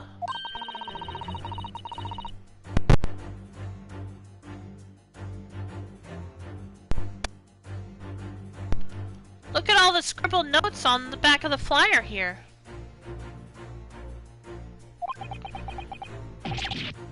I don't believe it. What is it? Listen to what it says. Name Gina Lestrade, height 5'2". Green cap, scruffy waistcoat, grubby white shirt, blue satchel, ragged. It's a detailed description of Miss Lestrade.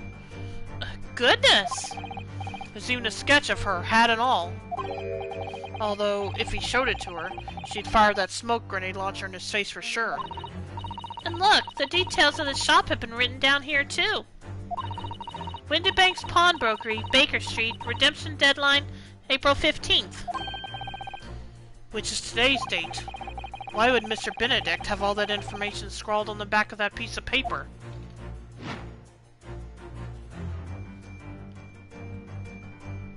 Take that!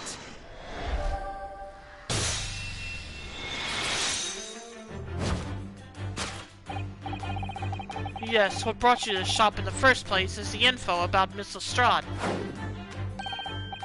Quite so, my dear fellow.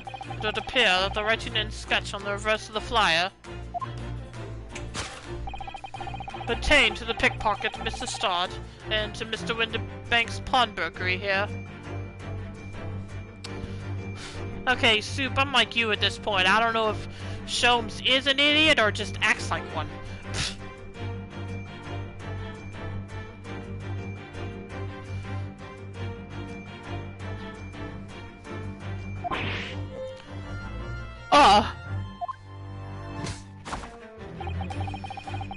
You originally told us that you had merely given chase after Miss Lestrade stole the redemption ticket from you. But that, sir, is a thinly veiled lie. It is the information on the back of the flyer that led you here today, by which I mean here to Windybank's Pawnbrokery, and today, the redemption deadline of that overcoat. So, you waited outside for the young girl matching the description you have written down to arrive? Humph! And you have gone to some great lengths to hide the reason for your pursuit of Miss Lestrade. In other words, there's some ulterior motive for your actions. The cane which you and okay.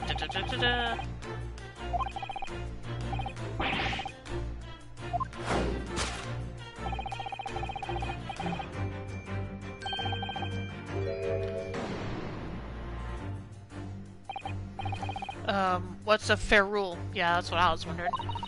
It's the metal cap commonly found on the end of a cane, Mr. Naruhodo.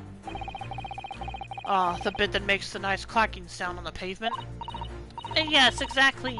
And Mr. Sholmes is right. It appears to be missing on this cane. But it doesn't actually look broken, does it? No, it doesn't. Though the gentleman certainly did recoil when Mr. Sholmes identified the cane as suspicious. In other words, there's some secret about the cane that Mr. Benedict would rather we don't know.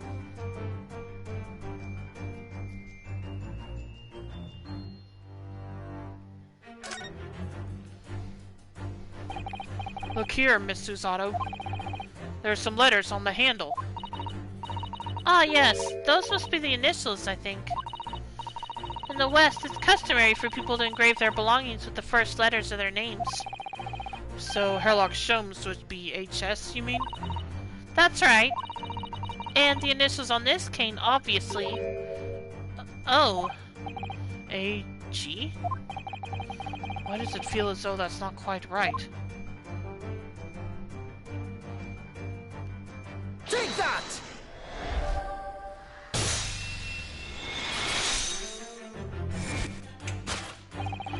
The contradiction of which I speak is, of course, initialing.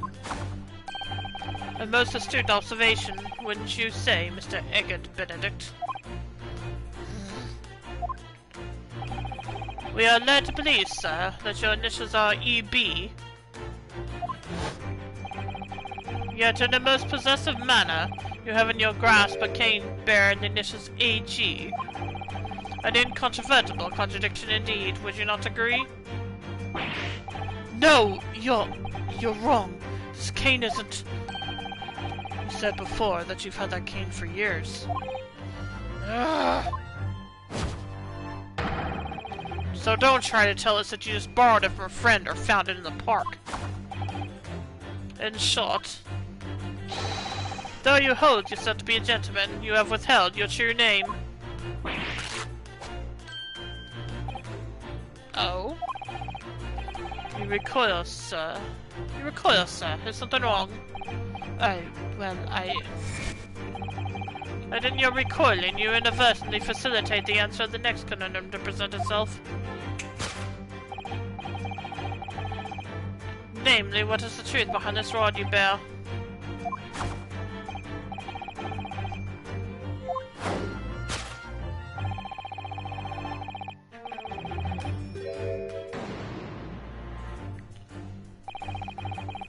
Let's consider the bare bones of what's happened here.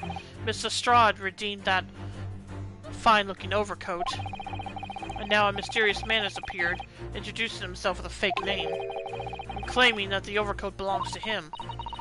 But we know he actually identified Mrs. Strahd from a written description, which suggests that everything else he's told us is untrue. So what we need to do here is somehow prove that the overcoat cannot possibly belong to him.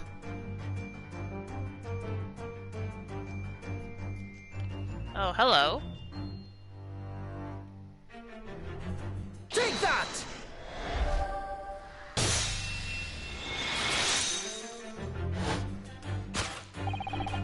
The split seam, which you evidently would like to conceal, is key to understand this riddle, you see.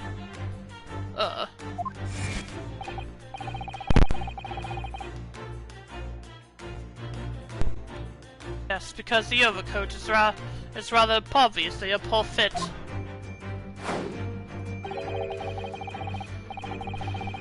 Having forced it over your broad shoulders, the seam is already breaking apart. My suspicions were aroused from the outset. When you so badly lied about your name and so boldly waylaid this pickpocket. Ugh! This catalogue of untruths been for one very specific purpose. To steal the article that the young girl redeemed from Mr. Windybank. Arrgh! But what really irks me is this. The considerable crime I initially imagined has been considerably curtailed. Conclusion: to abscond with a redeemed item. And now for the second topic.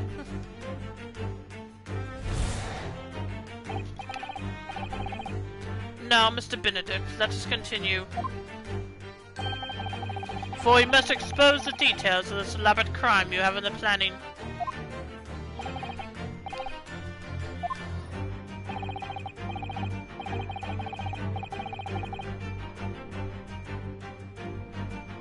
You suggest a tie, a gentleman, designed a wheeze to fit some tawdry article of pawnage. Have you forgotten that I redeemed the article in the proper manner, using the watchword? Had I not been the one to deposit it in the first place, how could I possibly have known the relevant details, n'est-ce pas? Oh, but the watchword could be discovered, as you are only too well aware, Mr. Benedict. Ah, and your furtive glance is more telling than I could I have hoped. What? Let us consider how one might come to learn a secret watchword related to the pawned property of another. The method is revealed by the council notice on the counter to which your eyes were indifferently drawn.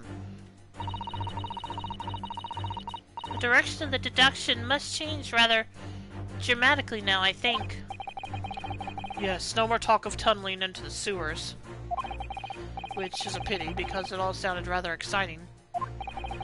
Anyway, you can't deny that this mysterious gentleman did know the watchword. Yes, Professor. If you didn't know that word, Mr. Windybank would never allow you to redeem the article. Or looking at it another way, if you did know that word, Mr. Windybank would allow you to redeem the article whether it was yours or not. So the question is, could this gentleman have found the watchword out somehow?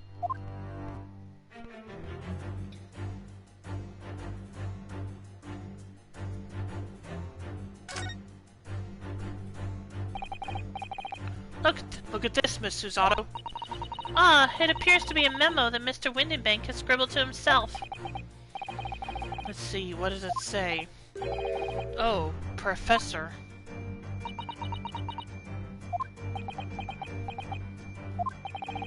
Mr. Windybank must make a note of the watchwords his customers give him right before their eyes. And an alarmingly clear script as well. Oh dear, I don't know where to look. Who knows what other secrets I might see? Take that!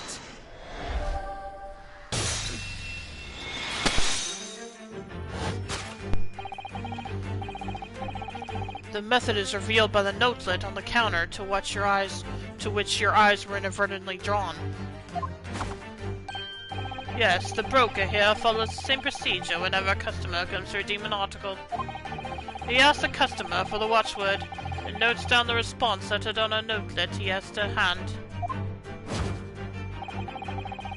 When he consults his ledger and confirms whether or not the watchword matches that of the article in question.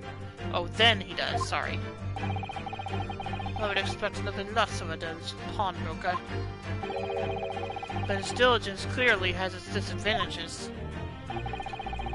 What are you talking about?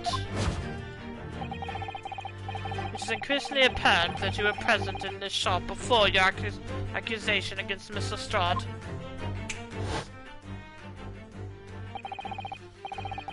In all likelihood, you followed her inside, then observed her talking to Mr. Windybank. When the diligent broker made a note of the watchword, as is his common practice, you observed him writing the word Professor on the notelet beside the ledger.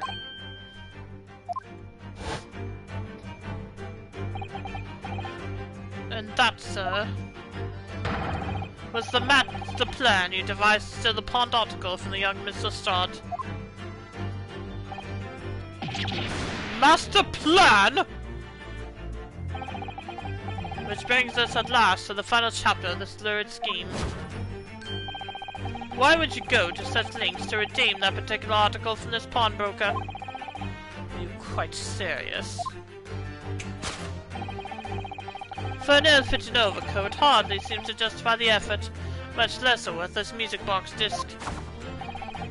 But naturally, you had very good reason to make them yours, didn't you, Mr. Benedict? I have no idea what you're talking about. Allow me to present a rather interesting piece of evidence. See this picture postcard tells us all we need to know. The articles we're talking about are the overcoat and the music box disc that was in one of the pockets. Which, according to Mr. Windibank, isn't even worth a penny. And yet this man went to such lengths to steal them. Why? I wonder if perhaps we already have the evidence we need to explain it, Mr. Naruhodo. Could we? Really? I better have a thorough look through all the evidence we've collected so far.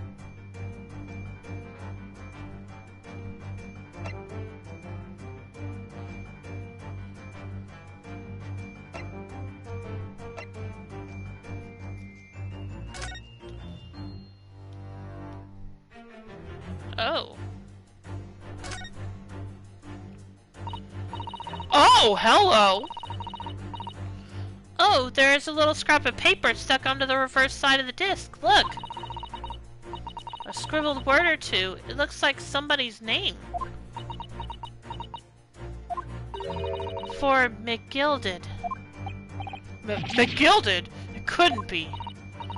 But it is, Mr. Naruhodo. A name I shall never forget for as long as I live. But why? Why is his name on this? The music box disc information has been updated in the court record. A metal disc used to play music in a mechanical music box. On the reverse side is a note that reads, "For McGilded."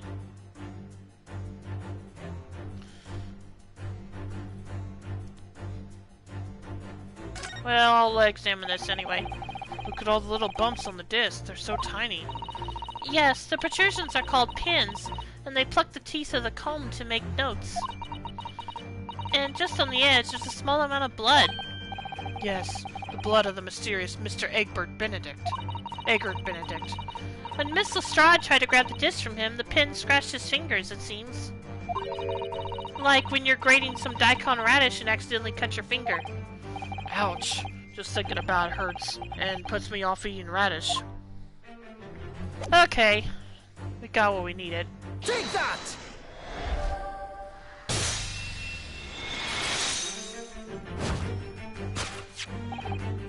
You see, this music box disc tells us all we need to know. What's that? On the back? It reads, "For McGilded." Oh! Ah, Mr. Magnus McGilded. The unfortunate philanthropist who perished in curious circumstances at the Old Bailey 2 months ago. A prominent man in London, though his loanmongering demonstrated a distinct lack of scruples.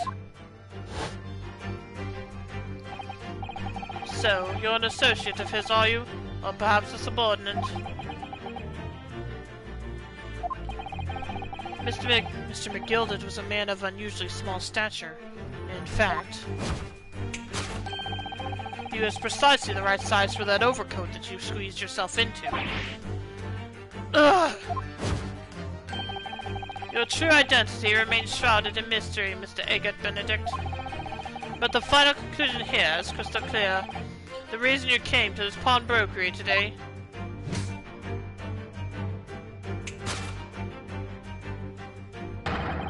was to retrieve an article left behind by the late Magnus McGilded.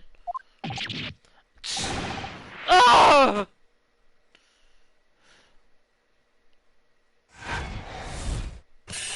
Conclusion. To acquire an item deposited by Mr. McGilded.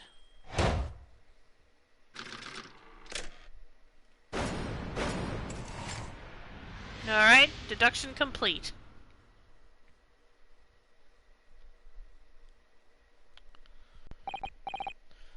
Well, well, Mr. Magnus McGilded. Not a name I expected to hear in these circumstances.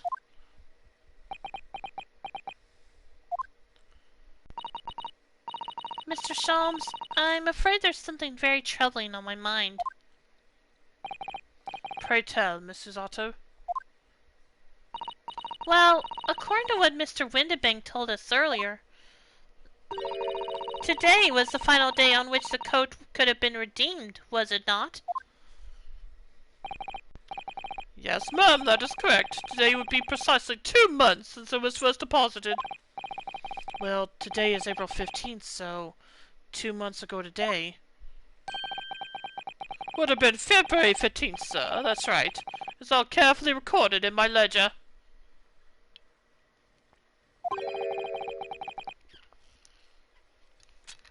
Deposited at 10:30 p.m., I see. What? But that's just... Yes, February 15th. It's precisely the day on which the omnibus murder took place. And 10:30 in the evening. It's precisely the time at which the terrible events were unfolding. Suggestive is not the word. It would seem the matter is entirely beyond coincidence.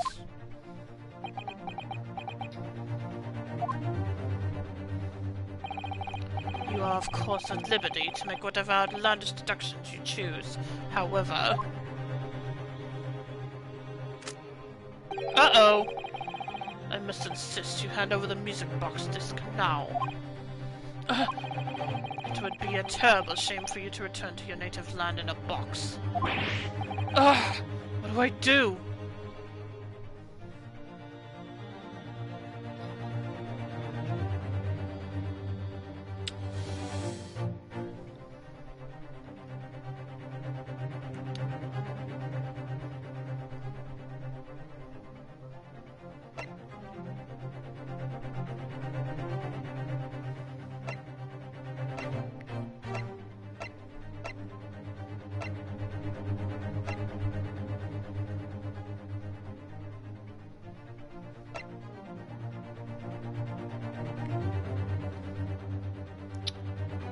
Oh boy. You know what? I think I am going to save just to be safe. Last thing I need is to go through all this again.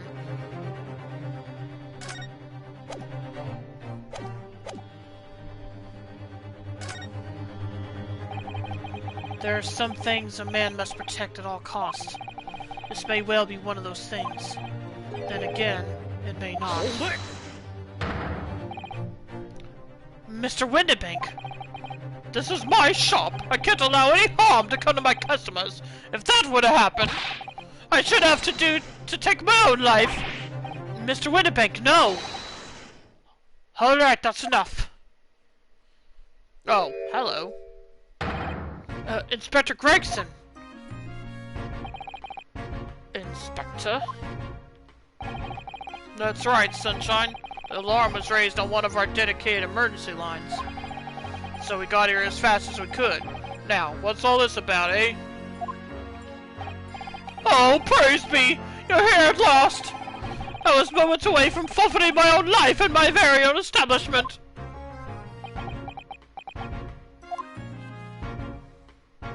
It would seem you have the upper hand.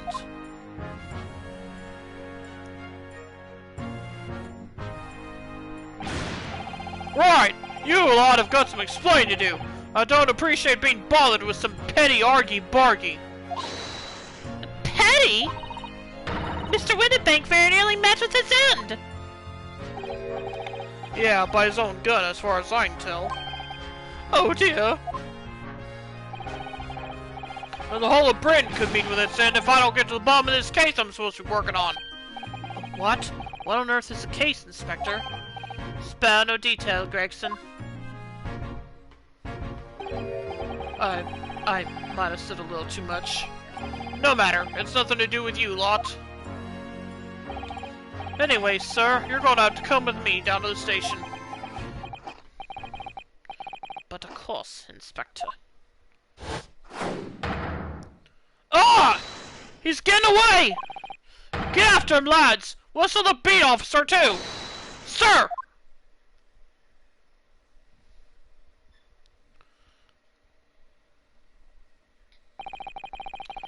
There's been a spate of thefts of pawn shops around here recently. So we fitted emergency buttons underneath the counters for brokers to let us know when there's trouble. Oh, Inspector, I was very worried there for a while. Very worried indeed. Now then, Mr. Permanently in mourning. Oh, wait, what? Oh, yes? I'll be taking that whatever it is in McGill. It's down to the yard, thank you very much. So hand it over. Oh, yes, of course. No, don't! Don't give it to him! It's mine, that is! Mine! I'm sorry, miss, but anything belonging to Mr. McGill, it has to be taken in as evidence now. As evidence? If the police demand something as evidence, my dear fellow, we have no choice but to capitulate. It's all yours, Inspector.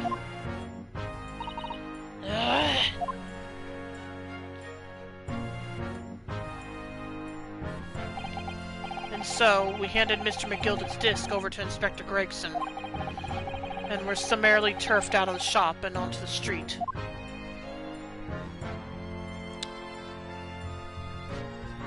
To be continued.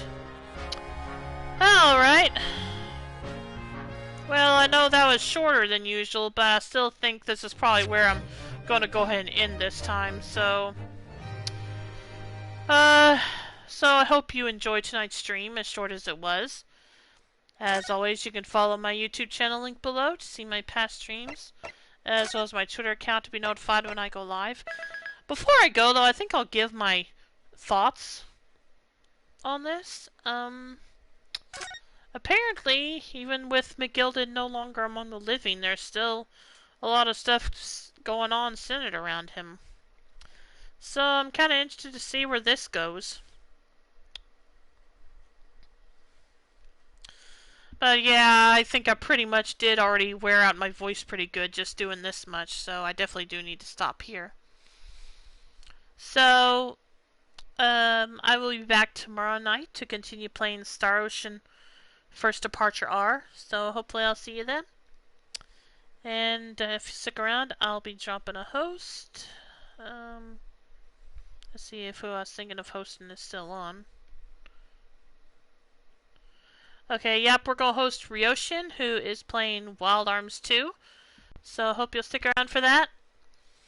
And I hope you all have a great night. I will see you tomorrow. Take care, everyone. Bye.